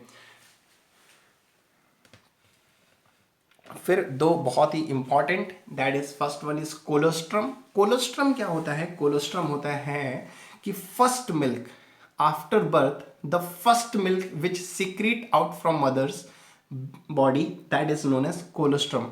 जो पहली बार जब फिटस को ब्रेस्ट फीडिंग कराते हैं ना मदर, तो वो जो फर्स्ट मिल्क निकलता है उसमें पाए जाते हैं आपकी IgA एंटीबॉडीज। वो बोलते हैं ना कि माँ का दूध जो होता है वो बच्चों के लिए बहुत आवश्यक होता है, कि मतलब पहले 3 महीने 4 महीने, वैसे तो 6 महीने तक बोला जाता है कि माँ का दूध ही ज़रूरी होता है, बाहर की कुछ भी उसे नहीं खिलाना चाहिए। तो वो इसीलिए होता है क्योंकि उसमें एंटीबॉडीज़ पाई जाती हैं और वो एंटीबॉडीज़ बच्चे को मदद करती हैं बीमारियों से रक्षा करने के लिए। ठीक है, नेक्स्ट होता है एलर्जी। ये बहुत इंपॉर्टेंट है भाई साहब, ये क्वेश्चन ज़रूर आता है, ज़रूर से ज़रूर आता है। ठीक है, तो एलर्जी में कौन सी एंटीबॉडीज़ होती हैं, तो याद रखिएगा एलर्जी A से शुरू होता है, इसका मतलब IgA नहीं होगी, याद रखना। IgE एलर्जी, एलर्जी A से शुरू होता है लेकिन एंटीबॉडीज E होती है, IgE होती है, याद रखना। कोलोस्ट्रम में IgA होता है लेकिन एलर्जी में IgE होता है, याद रखना कि एलर्जी A से शुरू होता है तो A वाली एंटीबॉडीज नहीं होगी, ऐसे याद रखना। ठीक है, तो ये आपको याद रहेगा क्योंकि यही दो बहुत इंपॉर्टेंट है कि कोलोस्ट्रम में कौन सी होती है और एलर्जी में कौन सी एंटीबॉडीज होती है। तो कोलोस्ट्रम में IgA, एलर्जी में IgE। ठीक है, अब बात करते हैं हम लोग एक्टिव इम्यूनिटी और पैसिव इम्यूनिटी की। अभी तक हमने बात करी इन्नेट और एक्वायर्ड। देखो, इन्नेट का मतलब क्या होता है कि जो जन्म से हमारे अंदर होती है, बॉडीज में बनती हैं antibodies, that is innate immunities, और जो बाहर जन्म के बाद हमें मिलती हैं दैट इज एक्वायर्ड। लेकिन यहाँ पर क्या है, हम लोग बात कर रहे हैं एक्टिव और पैसिव। एक्टिव का मतलब होता है जो हमारे अंदर एक्टिव हैं, और पैसिव का मतलब होता है कि भाई साहब रेडीमेड है, बाहर से बनवा के ला रहे हो, खुद की नहीं है। तो चलो एनसीईआरटी जो कहती है वो देखते हैं, ये तो अपनी बातें हो गई। एनसीईआरटी कहती है कि antibodies are produced against antigen in the host body. Host का मतलब होता है कि जिसको बीमारी लगी है उसी की बॉडी में एंटीबॉडीज का बनना एंटीजन के against, that is active immunity. ये थोड़ी सी स्लो होती है एंड टेक टाइम। अब ये भी कई बार पूछ देता है कि which is slow and which is fast, तो active immunity is slow. Obvious सी बात है यार, अब जुकाम हो गया है, हम बाहर से दवा नहीं ले रहे हैं, हम सोच रहे हैं अपने मन से सही हो जाएगा, तो ऑब्वियस सी बात है उसमें थोड़ा 2-3 दिन का टाइम लगेगा। तो इसलिए हम कह सकते हैं कि ये जो एक्टिव इम्यूनिटी होती है ये स्लो होती है। वहीं जो पैसिव इम्यूनिटी है, यानी कि रेडीमेड एंटीबॉडीज है, डायरेक्टली गिवन, बाहर गए, सर जुकाम है, सर ने जुकाम की दवा लिखी, आप घर आए, जुकाम की दवा खाई, उन्होंने 3 दिन की लिखी, आपने 1 दिन की खाई, जुकाम सही, दवा फेंक दी। ऐसे ही होता है, तो सबके साथ ऐसे ही होता है। तो ये होती है पैसिव इम्यूनिटी, आप बाहर से ले आए, खाया पिया, फेंक दिया। ठीक है, और एक होती है एक्टिव कि जो धीरे धीरे धीरे धीरे वक्त के साथ अपने आप सही होता है। अब बात करते हैं कोलोस्ट्रम। ठीक है, yellowish fluid secreted by mother during initial days of lactation. जैसे ही लैक्टेशन तो colostrum yellowish fluid secreted by the mother during initial days of lactation. ठीक है, और इसमें जो एंटीबॉडीज पाई जाती हैं वो आपकी IgA होती है, और ये पैसिव इम्यूनिटी होती है। पैसिव का मतलब ये बच्चे के अपने अंदर तो बन नहीं रही, माँ से आ रही है ना, तो जब भी कोई चीज़ बाहर से आ रही होती है दैट इज पैसिव। तो ये भी एक चीज याद रखिएगा, कई बार पूछ दिया जाता है कि कोलोस्ट्रम में जो एंटीबॉडीज होती हैं वो एक्टिव इम्यूनिटी शो करती है या पैसिव। तो पैसिव शो करती है, बच्चे के अंदर नहीं बन रही है, ये बच्चे को बाहर से मिल रही है, इसलिए पैसिव इम्यूनिटी शो करती है। ठीक है, नेक्स्ट बात करते हैं वैक्सीनेशन एंड इम्यूनाइजेशन। तो based on property of memory, vaccination, बच्चे को छोटे में हम लोग जाते हैं ना, बीसीजी का टीका, इसका टीका, उसका टीका, जाने कितने छोटे बच्चों को लगाए जाते हैं। तो ये क्या होते हैं, वैक्सीनेशन या इम्यूनाइजेशन होते हैं, और ये बेस्ड ऑन होते हैं प्रॉपर्टी ऑफ मेमोरी। यानी कि एक बार लगा दिया गया, अब मान लो जब लगा तब तो कोई बीमारी नहीं थी ना, पहले से लगा दिया गया, अब ये क्या होता है, अंदर एक मेमोरी बन जाती है कि हाँ मुझको इस चीज का टीका लग चुका है। मतलब अब ये माइंड में मेमोरी नहीं, ये अंदर हमारी इम्यूनिटी में मेमोरी बन जाती है कि बाई चांस अगर कभी उससे रिलेटेड आपको बीमारी हुई 5 से 10 साल बाद, तो फिर क्या होगा, उसकी मेमोरी पड़ी है कि नहीं इस चीज का टीका लग चुका है, तो बॉडी अपने आप उसके खिलाफ इम्यूनिटी बना देगी। जैसे टिटनेस में परफॉर्म एंटीबॉडीज और antitoxin a preparation containing antibodies to the toxin. यानी कि टिटनेस में क्या होता है कि परफॉर्म एंटीबॉडीज, मतलब पहले से एंटीबॉडीज बनी हुई होती हैं, और जैसे ही हम गए कि टिटनेस का इंजेक्शन लगा दीजिए तो वो लोग तुरंत लगा देते हैं। तो ये क्या होती हैं, परफॉर्म एंटीबॉडीज होती हैं, या एंटीटॉक्सिन्स भी कह सकते हैं। वहीं दूसरा अगर हम देखें स्नेक बाइट में, तो स्नेक बाइट में भी ऐसा ही होता है, सेम चीज कि जैसे ही सांप ने काटा हम जल्दी से भाग के गए, और क्या हुआ कि सांप ने काटा, और फिर क्या हुआ कि तुरंत हमें इम्यूनिटी प्रदान की जाती है, एंटी वेनम का इंजेक्शन लगाया जाता है, जिसकी वजह से वो जहर पूरी बॉडी में ना फैल सके। तो वो भी क्या है, this is a passive immunisation, वो भी हम बाहर से ले रहे हैं। ठीक है, फिर एक छोटी सी और चीज रह गई है, वो देख लीजिए कि hepatitis B vaccine produced from yeast. Hepatitis B का टीका सभी को लगा होगा यार, है ना, लगा है ना, हम लोग को भी लगा था। तो hepatitis B vaccine produced from yeast, ये कहाँ से बनती है, ईस्ट से बनती है। तो अभी फिलहाल लाइट चली गई है, और देखते हैं आ जाएगी शायद, क्योंकि इन्वर्टर से वो क्या है ना कि लाइटें तो हैं, लेकिन वो वाली इतनी सारी लाइटिंग जो लाइट में है वो नहीं है। तो चलिए थोड़ी देर में मैं अभी आगे शुरू करता हूँ।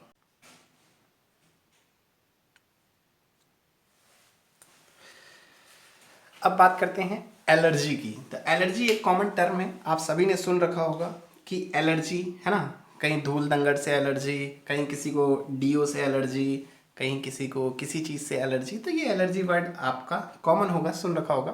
तो सबसे पहले देखते हैं कि एलर्जी में मैं पहले भी बता चुका हूँ कि कौन सी एंटीबॉडीज पाई जाती हैं, दैट इज IgE।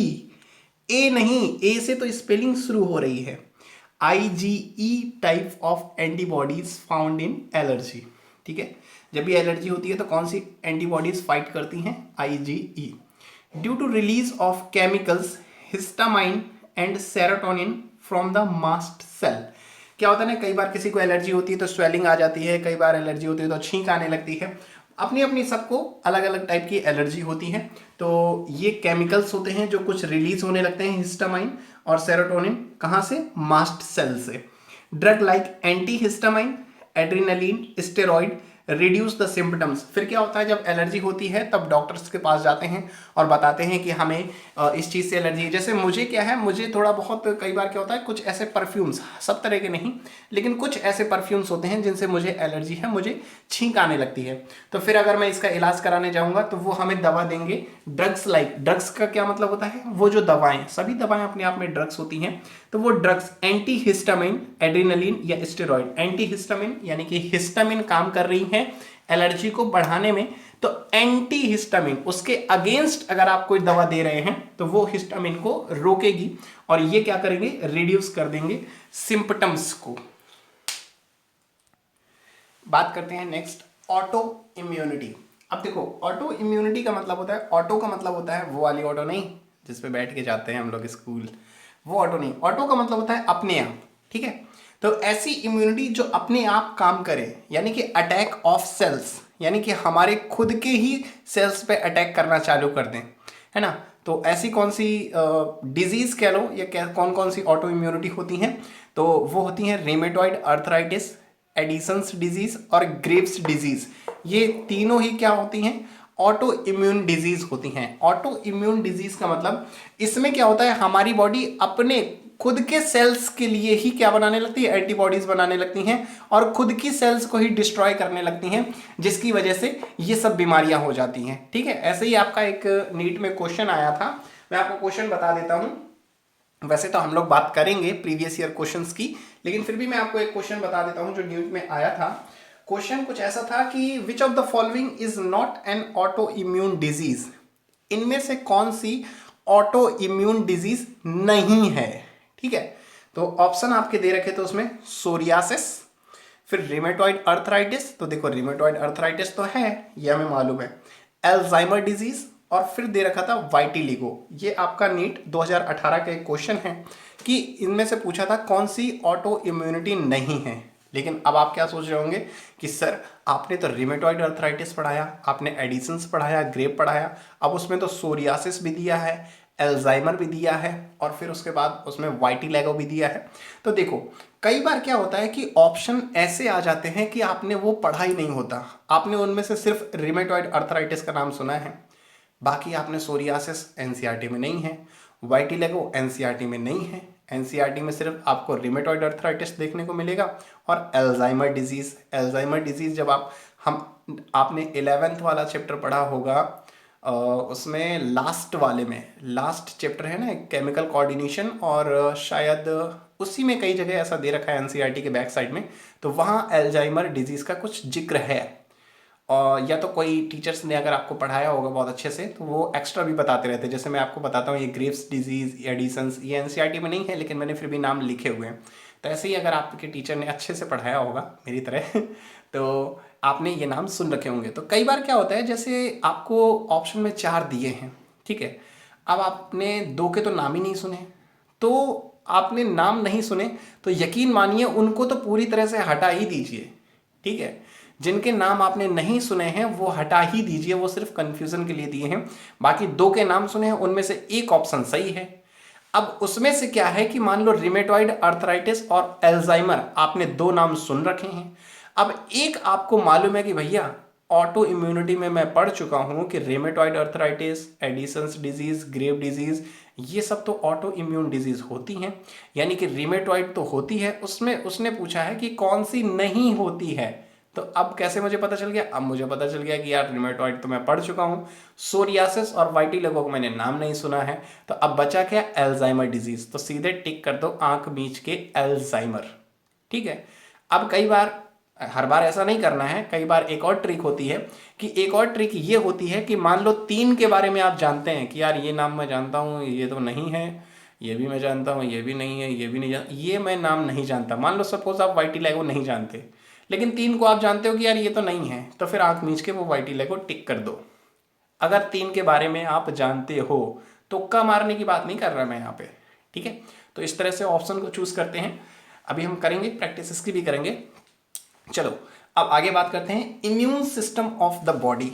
बॉडी का इम्यून सिस्टम, कौन कौन से सिस्टम जो होते हैं वो इन्वॉल्व होते हैं इम्यून सिस्टम में, तो lymphoid organ, tissues, cells, soluble molecule like antibodies, ये सब क्या होते हैं, आपकी बॉडी को इम्यून सिस्टम बनाते हैं, ये सब चीजें मिल करके।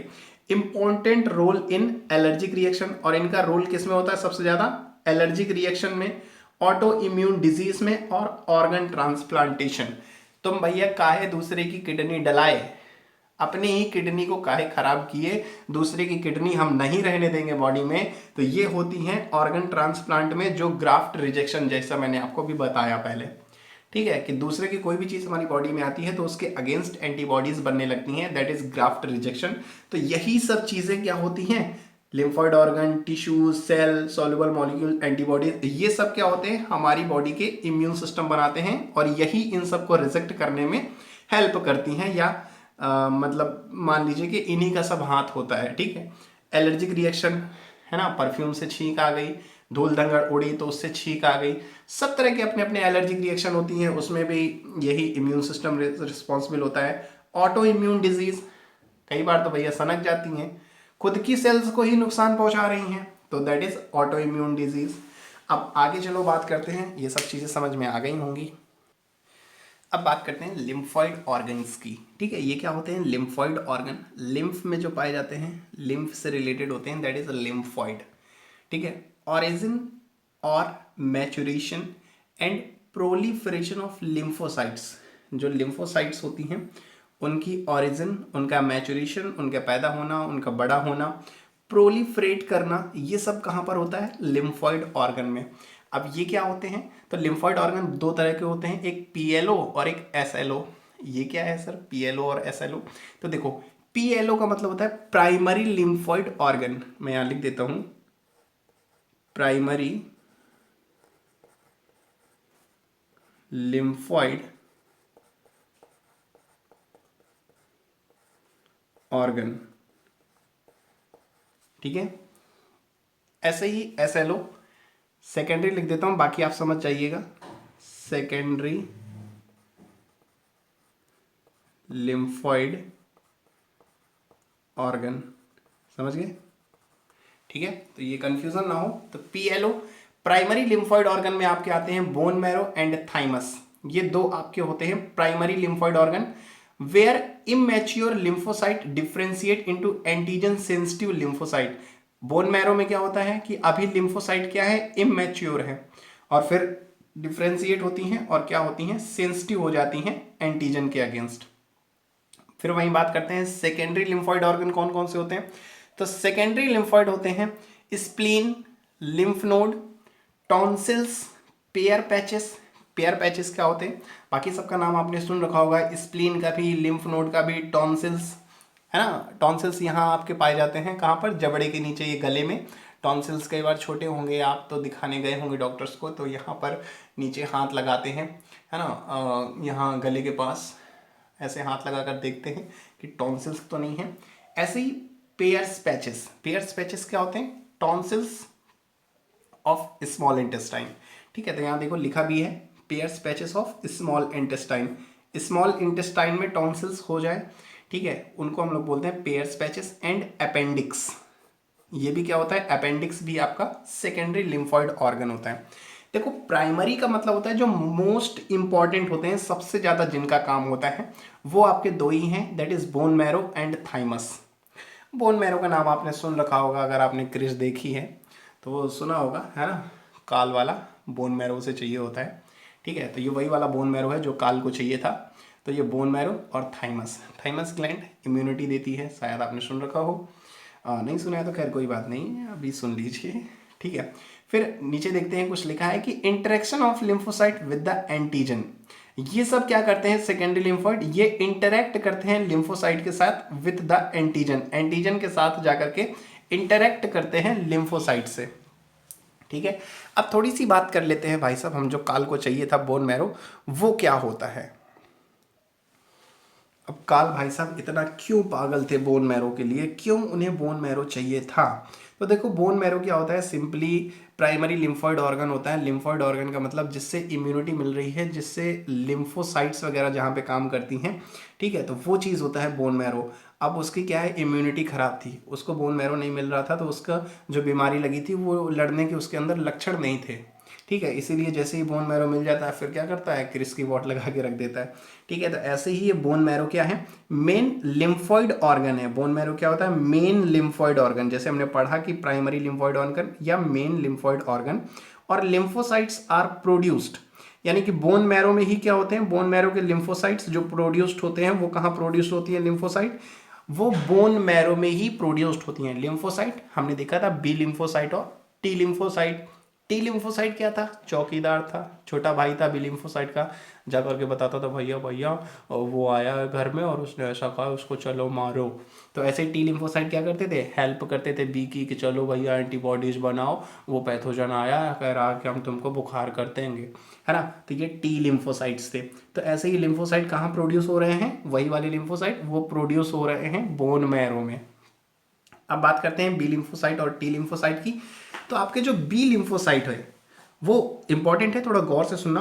B lymphocyte produced in bone marrow, ऐसे याद रखना कि बी से bone marrow. B lymphocyte produced होते हैं बोन मैरो में और मैच्योर होते हैं कहां पर? बोन मैरो में। यानी कि बी लिम्फोसाइट प्रोड्यूस्ड भी होते हैं बोन मैरो में और मैच्योर भी होते हैं बोन मैरो में। बट वहीं टी लिम्फोसाइट प्रोड्यूस्ड तो होते हैं बोन मैरो में, लेकिन भाई साहब वो मैच्योर होने के लिए क्या करते हैं, नानी के घर चले जाते हैं, वहीं बड़े होते हैं, वहीं खेलते कूदते हैं, है ना। तो ये कहाँ चले जाते हैं, थाइमस के घर चले जाते हैं। ठीक है, तो मैच्योर कहाँ होते हैं, थाइमस में होते हैं, और प्रोड्यूस कहाँ होते हैं, बोन मैरो में होते हैं। तो ये थोड़ा सा कंफ्यूजन होता है, कई बार समझ में नहीं आता है। ये क्वेश्चन भी आता है कि बी लिम्फोसाइट प्रोड्यूस्ड इन, फिर थाइमस लिखा होगा, बोन मैरो लिखा होगा, ऐसे घुमा के क्वेश्चन दे देगा। तो आपको याद रखना है कि बी लिम्फोसाइट भाई साहब जहां वो पैदा होते हैं वहीं बड़े होते हैं, लेकिन टी लिम्फोसाइट साले तो परा में थोड़े से, वो पैदा कहीं और होते हैं, मैच्योर कहीं और होते हैं। तो टी लिम्फोसाइट जो होते हैं बोन मैरो में प्रोड्यूस्ड होते हैं, लेकिन मैच्योर कहाँ होते हैं, थाइमस में। ठीक है, अब आगे बात करते हैं हम लोग स्प्लीन की। स्प्लीन क्या होते हैं, contains lymphocyte and phagocytes. Lymphocytes जो लिम्फ की सेल्स होती हैं, लिम्फोसाइट्स। फैगोसाइट्स, फैगोसाइट्स का मतलब होता है जो खाने का काम करती हैं, फैगोसाइटोसिस। फैगोसाइटोसिस का मतलब होता है खाना। ठीक है, तो स्प्लीन क्या करते हैं, कंटेन करती हैं लिम्फोसाइट्स को और फैगोसाइट्स को। ये कुछ सेल्स होती हैं जो क्या करती हैं कि खाती हैं, खा करके डाइजेस्ट करके उसको नष्ट करती हैं किसी भी पैथोजन को। तो ये होती हैं फैगोसाइट्स। रिजर्वायर ऑफ इरिथ्रोसाइट, ये बहुत इंपॉर्टेंट क्वेश्चन है भाई साहब, गौर से ध्यान देना। यहाँ पर एक क्वेश्चन आया भी था नीट में कि which of the following is a reservoir of erythrocyte. Erythro का मतलब होता है आरबीसी, साइट का मतलब सेल, यानी कि लाल रुधिर कणिकाओं को पैदा करता है या रखता है। सिंपल सा एक क्वेश्चन आया था कि आरबीसीज या इरिथ्रोसाइट्स कहाँ पर बनती हैं या कौन उनको रखता है, तो दैट इज स्प्लीन। ये बहुत कंफ्यूजन होता है, बच्चों को पता नहीं होता है कि स्प्लीन जो होता है वो रिजर्वायर भी होता है किसका, इरिथ्रोसाइट्स का, है ना। तो दैट इज आरबीसीज, तो reservoir of erythrocyte, RBCs, red blood corpuscles. Next बात करते हैं lymph node, serve to trap micro organism. Lymph node का काम क्या होता है, छोटे छोटे माइक्रो ऑर्गेनिज्म को पकड़ता है, क्या करता है, उनको ट्रैप करता है, जाल बनाता है, एक तरह से शिकारी है।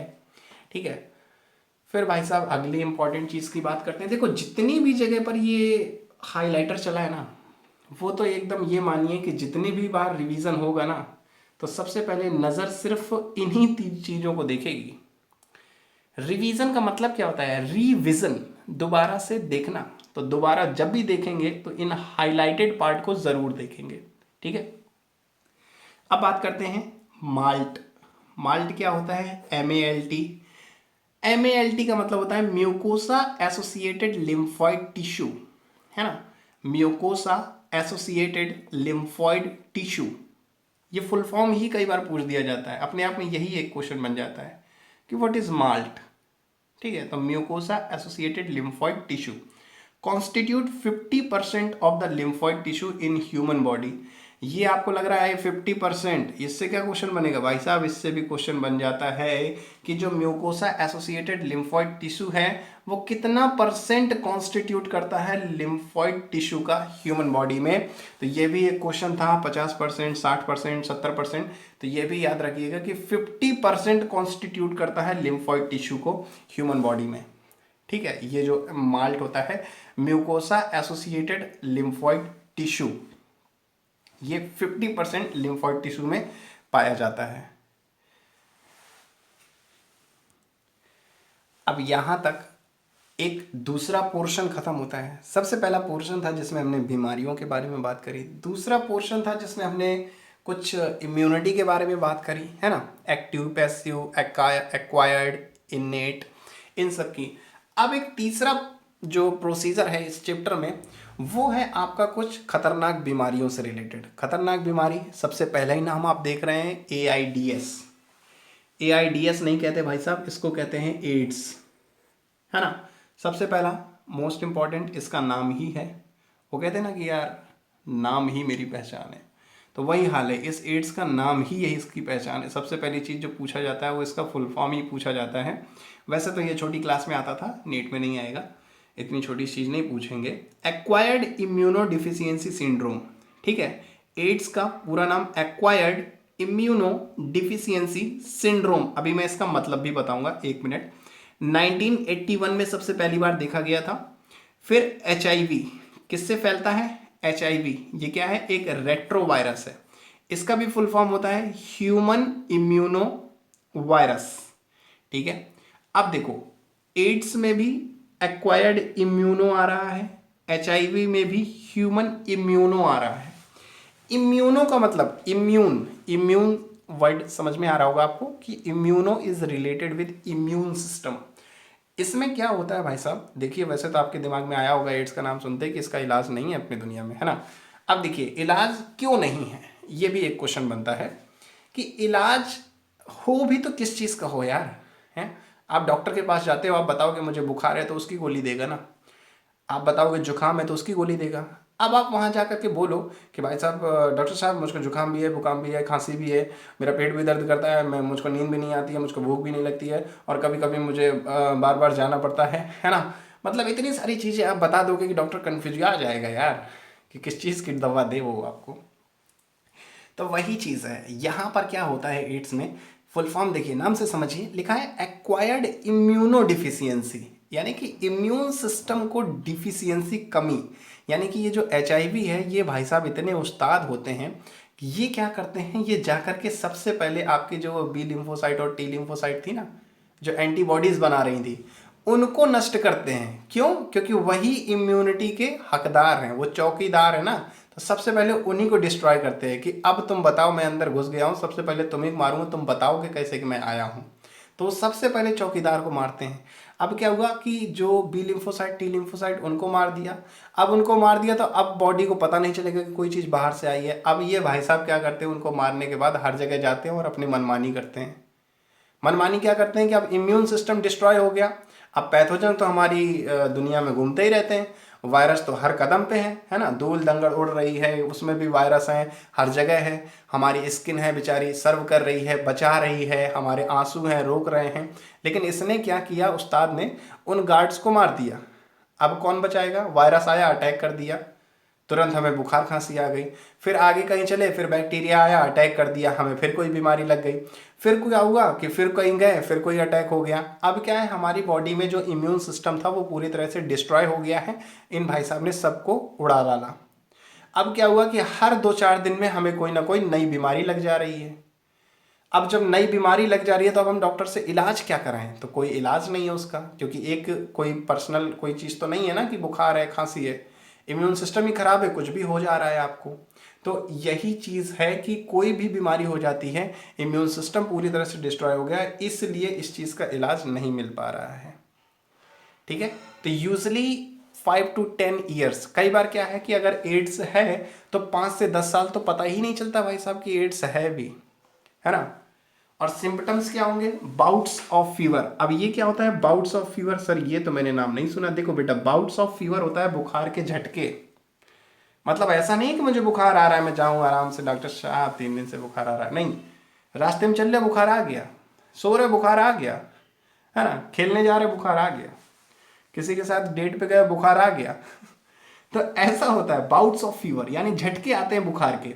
ठीक है, डायरिया, अरे भाई साहब डायरिया हो गया तो फिर कहीं जाने लायक ही नहीं। वेट लॉस, धीरे धीरे क्या होगा, खाना लग ही नहीं रहा है। अब डायरिया है, ऑब्वियस सी बात है, जो खा रहे हो निकाल रहे हो, जो खा रहे हो निकाल रहे हो, जो खा रहे हो निकाल रहे हो, तो वेट कहाँ से आएगा? सब तो तुम हल्के हुए जा रहे हो, है ना। तो वेट लॉस ये भी एक सिम्टम्स है इसका। तो bouts of fever, diarrhoea and weight loss, these are the symptoms of the AIDS. ठीक है, पता कैसे करेंगे एड्स है कि नहीं? तो इसके लिए एक टेस्ट होता है, that is ELISA test. ELISA नाम नहीं है यार किसी का, ये टेस्ट का शॉर्ट फॉर्म है एंजाइम लिंक्ड इम्यूनोसॉर्बेंट एसे। क्या नाम होता है इसका? एंजाइम लिंक्ड इम्यूनोसॉर्बेंट एसे, ये इसका पूरा नाम होता है। लिख दूं? अरे यार चलो ठीक है भाई साहब, जैसा आप कहें। एंजाइम लिंक्ड इम्यूनो सॉर्बेंट ऐसे, ऑफकोर्स ये उसका पूरा नाम होता है। इसका मतलब क्या होता है सर? अरे भाई साहब ये मतलब तो मुझे भी नहीं पता, माफ़ करिएगा जनाब, मुझे इसका मतलब नहीं पता है। लेकिन हाँ, इस टेस्ट का ये पूरा नाम है एंजाइम लिंक्ड इम्यूनोसॉर्बेंट ऐसे। अब ये किस महान ने खोज किया और किस शैतान ने ये नाम दिया, ये मुझे जानकारी में नहीं है, तो आप लोग इसका नाम याद रखें। अरे सर रटा रहे हो, अरे अब मैं क्या करूँ यार, हैं? मैं कोई साइंटिस्ट तो हूँ नहीं, और अगर मैं खोजने बैठ जाऊँगा तो पढ़ाएगा कौन। ठीक है, तो जैसा है वैसा है, चल रहा है, चलने दो। ठीक है, तो अब इसको ऐसे याद रखो कि एंजाइम लिंक्ड इम्यूनोसॉर्बेंट ऐसे, ये एलिसा टेस्ट कराते हैं हम लोग एड्स का पता करने के लिए। और वैसे भी यार जितना क्वेश्चन में आ रहा है उसी का आंसर दो, दुनिया से क्या लेना देना यार, हैं? ढूंढो कुछ अपना, करो टाइम पास, और यार डेट वेट पे जाओ, ये सब ढूंढ के क्या करोगे। चलो ठीक है। For confirming western blood test that is corpus test, एक और टेस्ट होता है वेस्टर्न ब्लड टेस्ट जिसे कार्पास टेस्ट कहते हैं। ये भी कई बार पूछ देता है, भूले घट के लोग कहते हैं कि एनसीईआरटी में मतलब 90 क्वेश्चन आते हैं नीट में, तो 90 में से पूरे नहीं आते हैं एनसीईआरटी से, बाहर से भी आते हैं। तो जो बच्चे ये बाहर के लिए बैठे हैं, तो बाहर से बेटा ऐसे ही क्वेश्चन आ जाते हैं, कई बार पूछ देता है कि वेस्टर्न ब्लड टेस्ट किसके लिए होता है या कौन सा होता है, तो दैट इज कार्पास टेस्ट, है ना।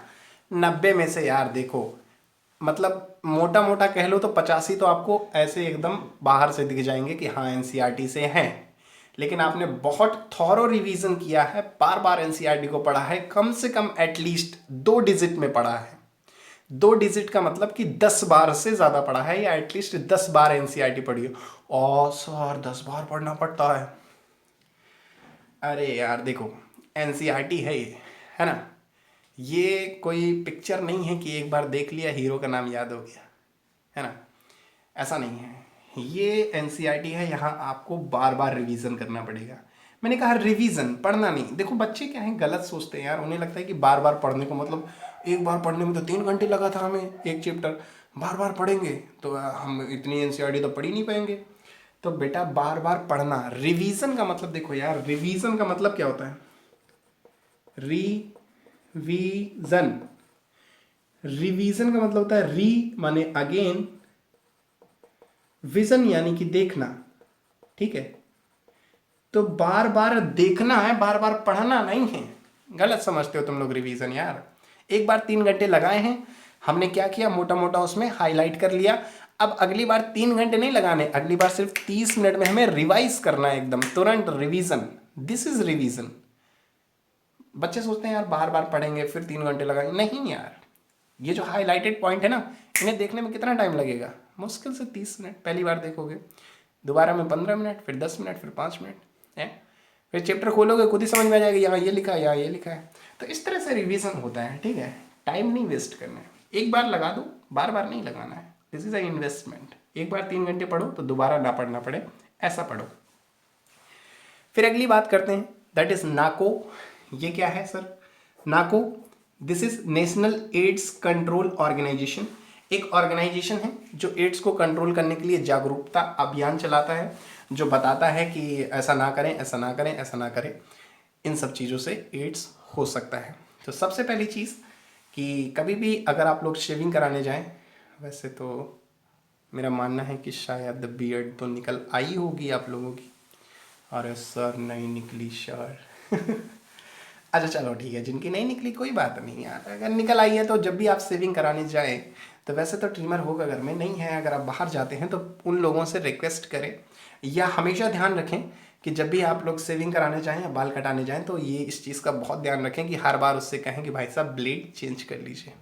ठीक है, पता नहीं ये कौन इंसान आया था, किसका उन्होंने शेविंग किया और उसमें ब्लड कट हो गया, कहीं से ब्लड निकल आया और वही उस ब्लेड में लगाया, वही आपके लगा दिया। और वो भाई साहब कहाँ कहाँ से होकर के आए हैं, वो किस तरह की उनकी हरकतें रही हैं, ये सब कोई नहीं जानता है। इसलिए कृपया जब भी जाएं या जब आपकी बियर्ड निकल आए और तब जाएं तो इस चीज़ का हमेशा ध्यान रखें कि ब्लेड हमेशा चेंज कराते रहें। ये भी एक मतलब मैं नहीं कह रहा हूँ यार, ये नाको ने बोला है ना, ऐसा कुछ।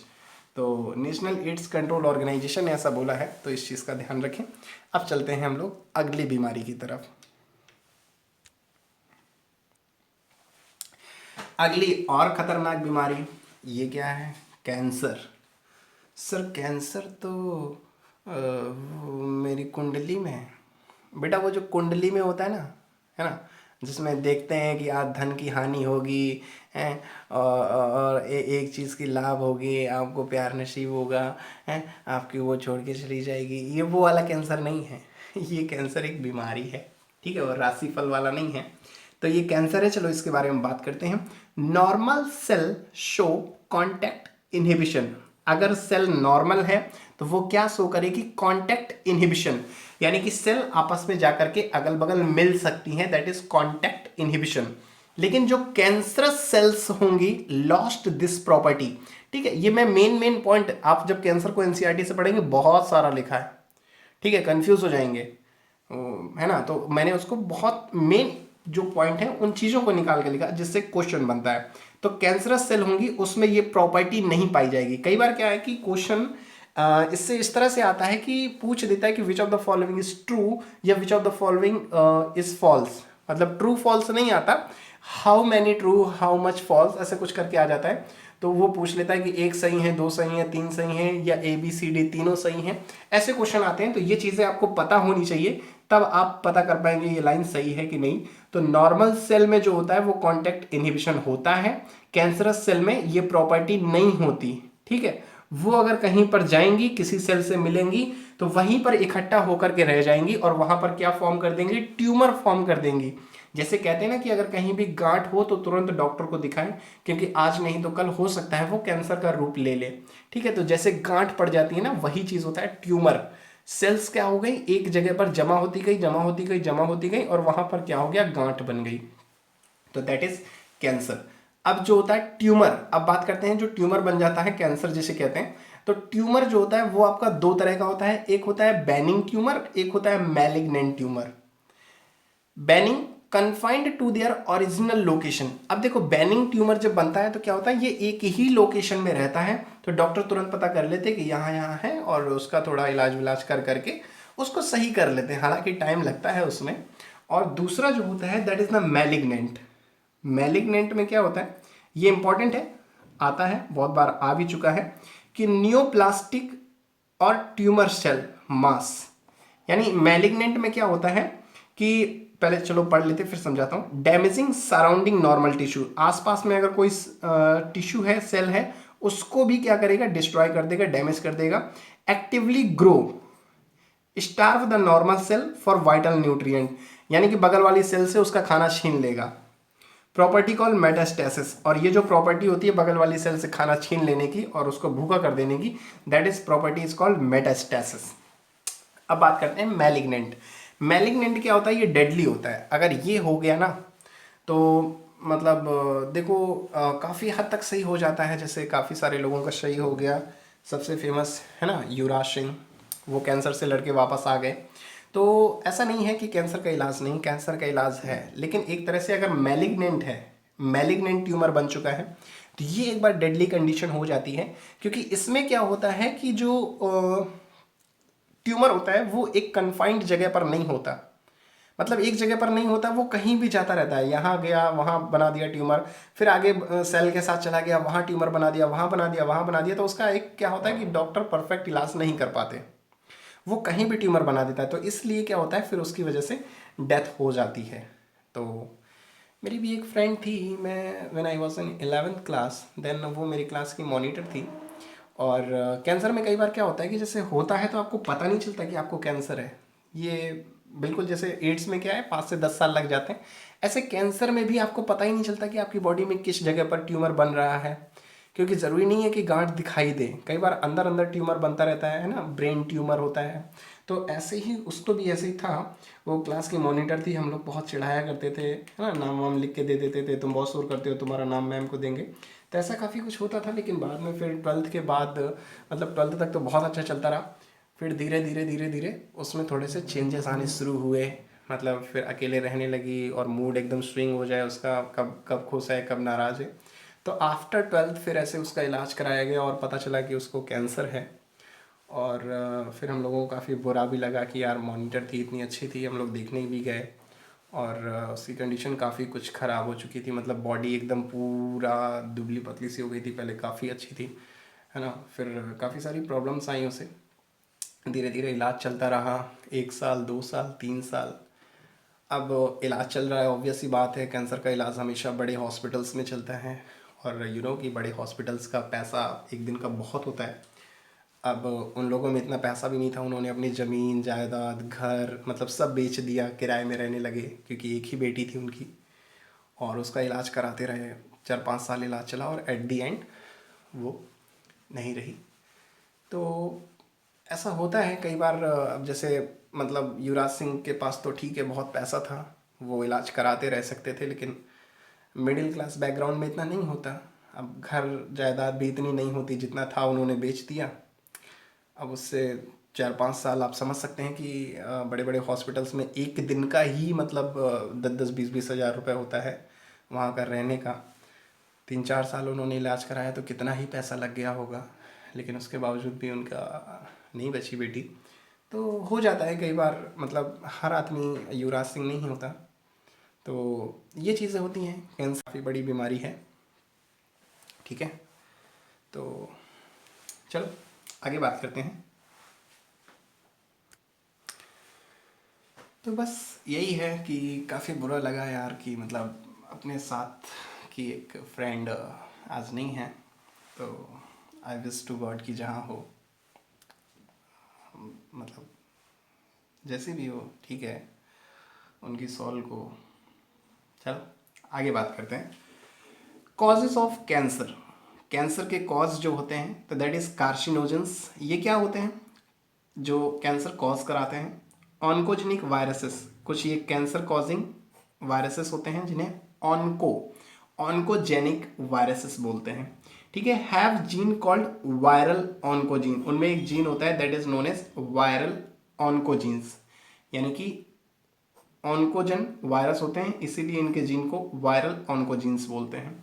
डायग्नोसिस पता कैसे करेंगे? तो एक टेस्ट होता है दैट इज बायोप्सी। अब एक और टर्म होता है अगर आप सुने, दैट इज बायोपायरेसी। वो अलग चीज होता है, ये होता है बायोप्सी। ये कैंसर के टेस्ट के लिए यूज किया जाता है। ठीक है, हिस्टोपैथोलॉजिकल स्टडीज, यानी कि लैब में काफी सारी उसकी स्टडी की जाती है, तब पता चलता है। ऐसे कोई डायरेक्ट टेस्ट नहीं होता कि जाके ब्लड सैंपल दिया और शाम को रिपोर्ट आ गई, ऐसा कुछ नहीं है। बहुत सारी हिस्टोपैथोलॉजिकल स्टडीज होती हैं जो कि की जाती हैं इस टेस्ट में, तब पता चलता है। ठीक है, technique like radiography, use of X ray, CT, computed tomography, MRI, magnetic resonance imaging, useful to detect cancer, ये सब चीजें की जाती हैं कैंसर को पता लगाने के लिए। अब नेक्स्ट बात करते हैं ट्रीटमेंट की। तो ट्रीटमेंट क्या है? Combination of surgery. कई सारी सर्जरीज करनी पड़ती हैं। जैसे मान लो अगर ब्रेन ट्यूमर है तो बहुत सारी सर्जरीज करनी पड़ती हैं, आपके बाल वाल पूरे हटाने पड़ते हैं सिर से। ठीक है, फिर कीमोथेरेपी, केमिकल्स की वजह से जो थेरेपी दी जाती है केमिकल्स के थ्रू, रेडियोथेरेपी है ना, कई सारी रेज होती हैं, बायोलॉजिकल रिस्पॉन्स मॉडिफायर या अल्फा इंटरफेरॉन्स, ये भी क्या होते हैं कैंसर के ट्रीटमेंट में हेल्पफुल होते हैं। अब यहां पर आपका जो थर्ड पोर्शन है वो भी खत्म हो गया। अब एक लास्ट पोर्शन बचा है। अब ये भी बहुत इंपॉर्टेंट है। मैं अगर बात करूं इस पूरे चैप्टर में जितना मैंने अभी तक पढ़ाया है वो समझ लो 20%, 70 मान लो। मतलब अगर दोनों तरफ से तौलो कि अभी जो मैं आगे पढ़ाने वाला हूं और अभी तक जो पढ़ाया है, सर क्वेश्चन कहां से आएगा, तो ये मानो कि जो मैंने अभी पढ़ाया है वो सिर्फ 20% था कि उसके चांसेस हैं क्वेश्चन आने के, है ना। लेकिन अब जो मैं पढ़ाने जा रहा हूं छोटा सा है, लेकिन वो इस चैप्टर में क्वेश्चन आने का 80% हिस्सा रखता है। कि अगर इस चैप्टर से क्वेश्चन आ रहा है तो मैं कह रहा हूं अगर इस क्वेश्चन से 2 या 3 क्वेश्चन आ रहे हैं तो एक क्वेश्चन हो सकता है अभी जितना मैंने पढ़ाया उससे आए, लेकिन बाकी के 2 क्वेश्चन इससे आएंगे जो अभी मैं पढ़ाने जा रहा हूं। ठीक है, तो ये इतना इंपॉर्टेंट है। ये मानो कि जो इस चैप्टर का 80% जो मतलब क्वेश्चन का वेटेज रखता है वो यही वाला पार्ट रखता है। ठीक है, ड्रग एंड एल्कोहल अब्यूज। तो ये चीज़ें बहुत इंपॉर्टेंट है और आपको मज़ा भी आएगा बहुत ये सब पढ़ने में, क्योंकि बहुत सारी नॉलेज आपको मिलने वाली है और ये नॉलेज लेने में आप इंटरेस्टेड भी बहुत हैं, मुझे मालूम है। चलो तो बात करते हैं ड्रग्स एंड एल्कोहल एब्यूज, है ना। सबसे पहली बात करते हैं ओपियोइड्स। ओपियोइड्स क्या होते हैं? ये binds to specific opioid receptor. Opioid के अपने एक रिसेप्टर्स पाए जाते हैं हमारी बॉडी में। कहाँ पाए जाते हैं? सीएनएस में, यानी कि सेंट्रल नर्वस सिस्टम में, और जीआईटी, गैस्ट्रो इंटेस्टाइनल ट्रैक्ट। ठीक है, हम बात कर रहे हैं ड्रग्स वगैरह की, जो लोग कई बार आदी हो जाते हैं कुछ इस उम्र में, तो उन्हीं की बात कर रहे हैं। तो इनमें एक रिसेप्टर्स होते हैं that is known as opioid receptor. ये कहाँ पाए जाते हैं? आपके सीएनएस में पाए जाते हैं, या जीआईटी गैस्ट्रो इंटेस्टाइनल ट्रैक्ट, पेट में एक ट्रैक होता है उसमें पाए जाते हैं ओपियोइड रिसेप्टर। अब बात करते हैं हेरोइन। सर हेरोइन कौन वाली? दीपिका पादुकोण इस समय तो उन्हीं का नाम ले सकते हैं, दीपिका पादुकोण वाली हीरोइन। तो मतलब दीपिका पादुकोण वाली हीरोइन नहीं, लेकिन उनके साथ जो किस्सा हुआ था वही वाला, ये उसी से रिलेटेड है। तो हीरोइन, ये हीरोइन नहीं होती, एक्ट्रेसेस नहीं, ये होती है हेरोइन, हेरोइन। ठीक है, तो हेरोइन इसको हम लोग क्या बोलते हैं? Smack. Chemically diacetyl morphine, ये आपका सीधा क्वेश्चन आता है नीट में कि हेरोइन इज या smack is diacetyl morphine. कैसा होता है देखने में? व्हाइट सफेद कलर का होता है, ऑर्डरलेस, कोई भी इसमें खुशबू नहीं होगी, बिटर क्रिस्टलाइन, जैसे कांच टूटता है ना एकदम, कांच को पीस दो तो चमकता है, ऐसे ही बिटर क्रिस्टलाइन कंपाउंड होता है। ठीक है, एकदम क्रिस्टल की तरह चमकता हुआ कंपाउंड होगा, सफेद कलर का, कोई खुशबू नहीं उसमें। ठीक है, इसलिए आपने फिल्मों में देखा होगा जब ड्रग्स वगैरह पकड़े जाते हैं तो एकदम ऑफिसर जाते हैं, ये क्या है सर? नमक है। अच्छा नमक है, दिखा इधर। तो ऐसे हाथ में लेते हैं और पहले सूंघते हैं, फिर महक नहीं आती है तो फिर ऐसे जीभ में चाटते हैं। अच्छा तो ये वो दीपिका पादुकोण वाला नमक लिए घूम रहा है, रुक जा इधर आ तो फिर उसको अंदर डालते हैं। ठीक है, obtained by acetylation of morphine. कहाँ से ऑब्टेन होता है? तो मॉर्फिन के एसिटाइलेशन से ये ऑब्टेन होता है क्या? हेरोइन या smack. Extracted from latex of Poppy plant. कहां से एक्सट्रैक्ट किया जाता है, कहां से निकाला जाता है? तो लेटेक्स ऑफ पॉपी प्लांट। ये हाल ही का क्वेश्चन है भाई साहब, अभी आया था 2020 में कि ये स्मैक या हेरोइन कहां से, मतलब प्लांट के किस पार्ट से निकाला जाता है। इतना सिर्फ इतना सा क्वेश्चन था कि प्लांट के किस पार्ट से, तो दैट इज लेटेक्स। ठीक है, और कौन सा प्लांट होता है? दैट इज पेपेवर सोमिनिफेरम, ये प्लांट का नाम है। Taken by snorting and injection. Snorting क्या होता है? स्नॉटिंग आपने देखा होगा है ना, दम का लगा ले एक का, कौन सा गाना है उसका जो भी हो। हाँ, तो स्नॉटिंग का मतलब होता है, स्नॉटिंग आपने देखा होगा, नेताओं के बच्चे दिखाए जाते हैं कि ऐसे ही एकदम एटीएम कार्ड लेते हैं, टेबल पे ऐसे ऐसे किट किट करके उसको बीच में एक लाइन बनाते हैं और बाद में एक तरफ की नाक दाब के और दूसरी तरफ एकदम ऐसा आनंद लेते हैं। तो that is known as the snorting. नाक से अंदर की तरफ खींचना, दैट इज स्नॉटिंग। या कुछ लोग इंजेक्शन के थ्रू भी लेते हैं, है ना, इंजेक्शन के थ्रू भी लेते हैं इस स्मैक को। फिर डिप्रेशेंट। डिप्रेशेंट का मतलब होता है कि मतलब आपका दिमाग इतना स्लो हो जाएगा कि क्या हो रहा है, क्या लोग आपके साथ कर रहे हैं, मार रहे हैं, पीट रहे हैं, आपको कुछ पता नहीं होगा। आपका दिमाग एकदम बिल्कुल डिप्रेसेंट, एकदम शांत, है ना। फिर कोई कुछ भी करे, कुछ पता नहीं चलता है कि क्या हुआ, ना दर्द का पता चलेगा, ना वो मारेगा, किसी चीज का पता नहीं चलता है। तो दैट इज डिप्रेशेंट। फिर नेक्स्ट बात करते हैं, दैट इज कैनाबिनॉइड्स। कैनाबिनॉइड्स क्या होता है? Group of chemicals. Cannabinoid receptor कहां प्रेजेंट होते हैं? That is present in brain. अब ये चीजें आपको याद रखनी है कि ओपियोइड्स के रिसेप्टर अभी मैंने बताया था कि सीएनएस और जीआईटी में, वहीं कैनाबिनॉइड्स के जो रिसेप्टर होते हैं वो आपके ब्रेन में पाए जाते हैं, है ना। और ये कैनाबिनॉइड्स क्या होता है? ग्रुप ऑफ केमिकल्स को हम लोग कैनाबिनॉइड्स कहते हैं। चलो अब बात करते हैं cannabinoids are obtained from. Cannabinoids कहां से मिलेगा? ये आपको मिलेगा inflorescence of the plant cannabis sativa.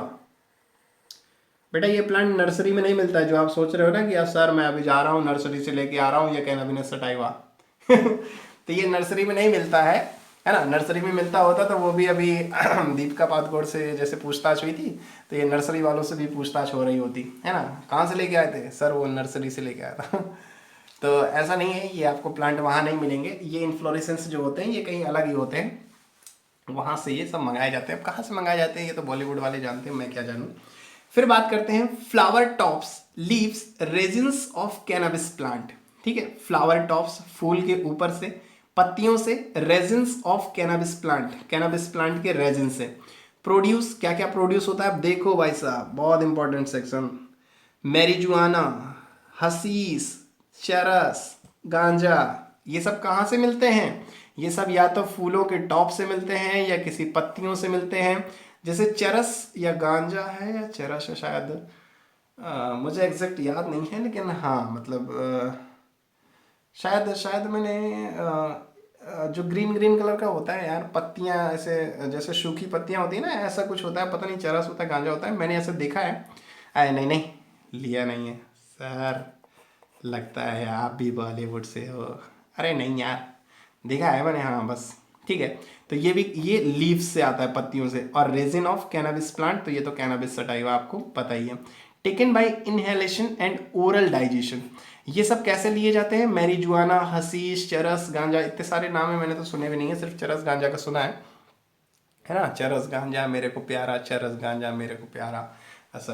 तो टेकन बाय इनहेलेशन, इनहेलेशन का मतलब होता है जैसे नाक से खींचना, ठीक है। इनहेलेशन यानी कि नाक के थ्रू या स्मेल के थ्रू। इनहेलेशन का सिंपली मतलब होता है नाक से खींचना, मतलब वो स्नॉटिंग वाला नहीं, स्नॉटिंग अलग होता है, और ये होता है इनहेलेशन यानी कि खुशबू लेना उसकी, ठीक है। एंड ओरल डाइजेशन, और कुछ चीजें क्या होता है कि हम लोग खाते हैं, ओरल डाइजेशन यानी कि मुंह से खाते हैं, वो होती हैं जो भी हो, पता नहीं इसमें गांजा खाया जाता है कि चरस खाया जाता है, पता नहीं, जो भी हो।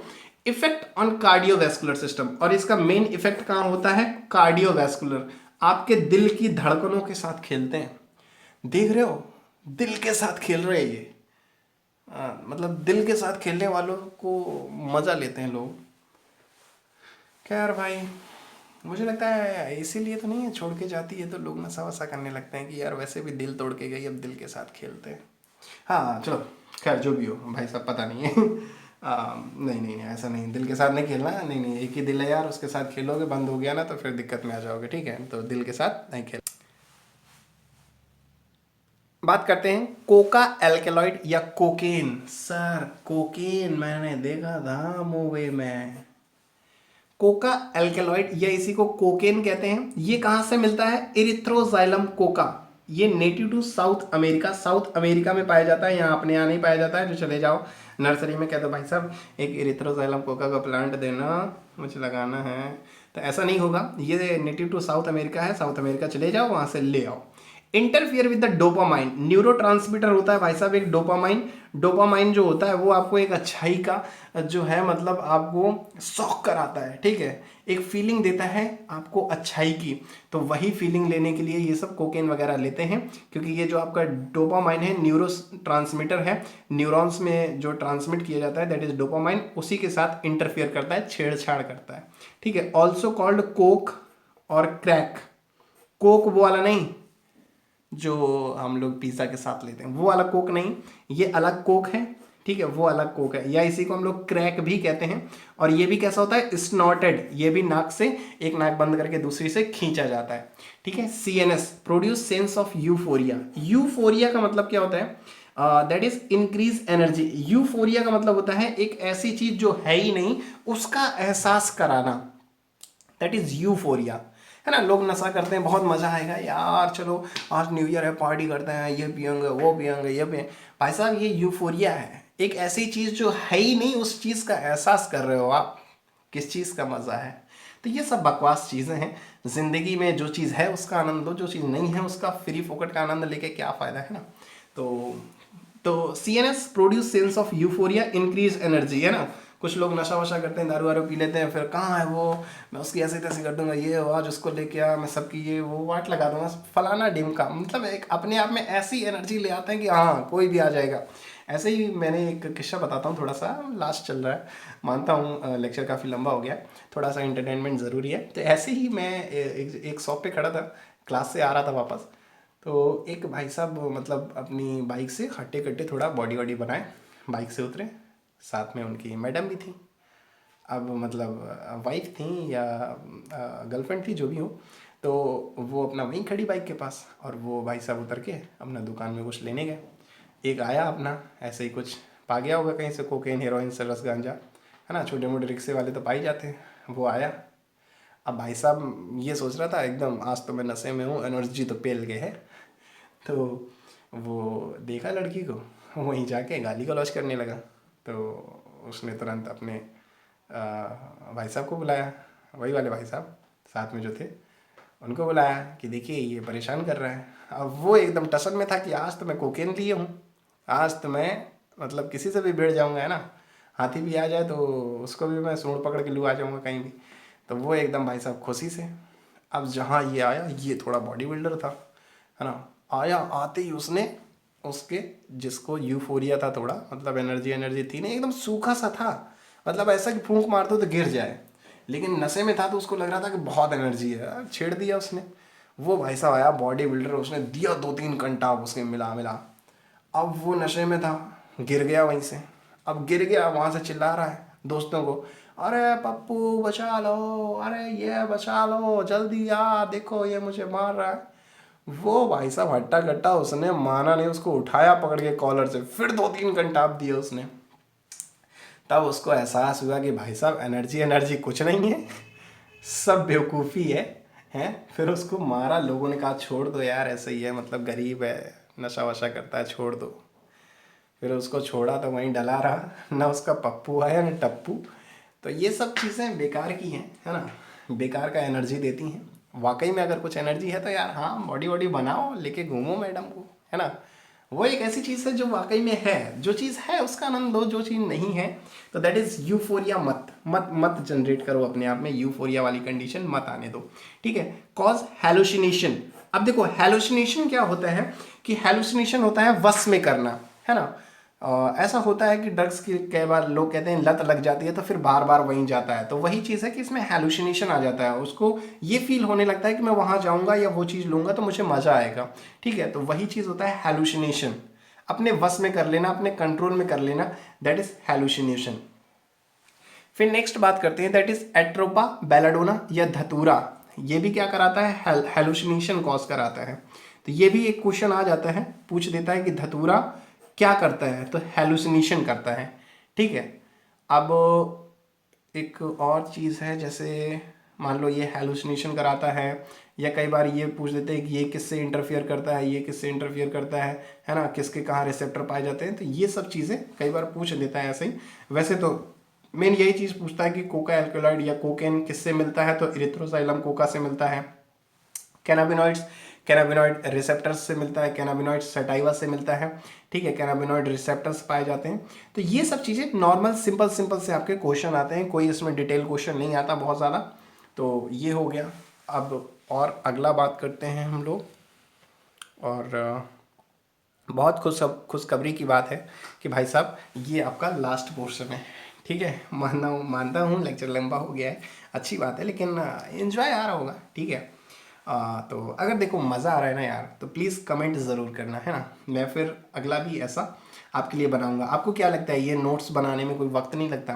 भाई साहब एक बार में लिखना पड़ता है पूरी एनसीईआरटी को, है ना, और एक साथ बैठ करके जब मैं एक एक चीज़, पहले तो एनसीईआरटी को पढ़ना पड़ता है, फिर उसको समझना पड़ता है कि इसमें से इंपॉर्टेंट क्या है, फिर साथ में प्रीवियस ईयर क्वेश्चंस भी रखने पड़ते हैं कि किस किस टॉपिक से क्वेश्चन आया था, फिर उसको देखना पड़ता है कि वो चीज़ तो इंपॉर्टेंट ही है, ऐसा ना हो कहीं वो छूट जाए। तो उस चीज़ को बनाता हूँ तो 4 से 6 घंटे उसमें लग जाते हैं मुझे पूरी तरह, ठीक है। तो अगर आपको लगता है कि ये लेक्चर अच्छा है तो प्लीज़ नीचे कमेंट करें, या चैप्टर का नाम लिखें जिसके आपको नोट्स चाहिए एनसीईआरटी में। आपको अगर चैप्टर समझ में नहीं आता ना, मैं सच कहता हूँ, अगर चैप्टर समझ में नहीं आता ना तो उसके नोट्स बनाकर देखिए, उसके नोट्स बनाकर देखिए, वो चीज़ें 2 मिनट में समझ में आएंगी।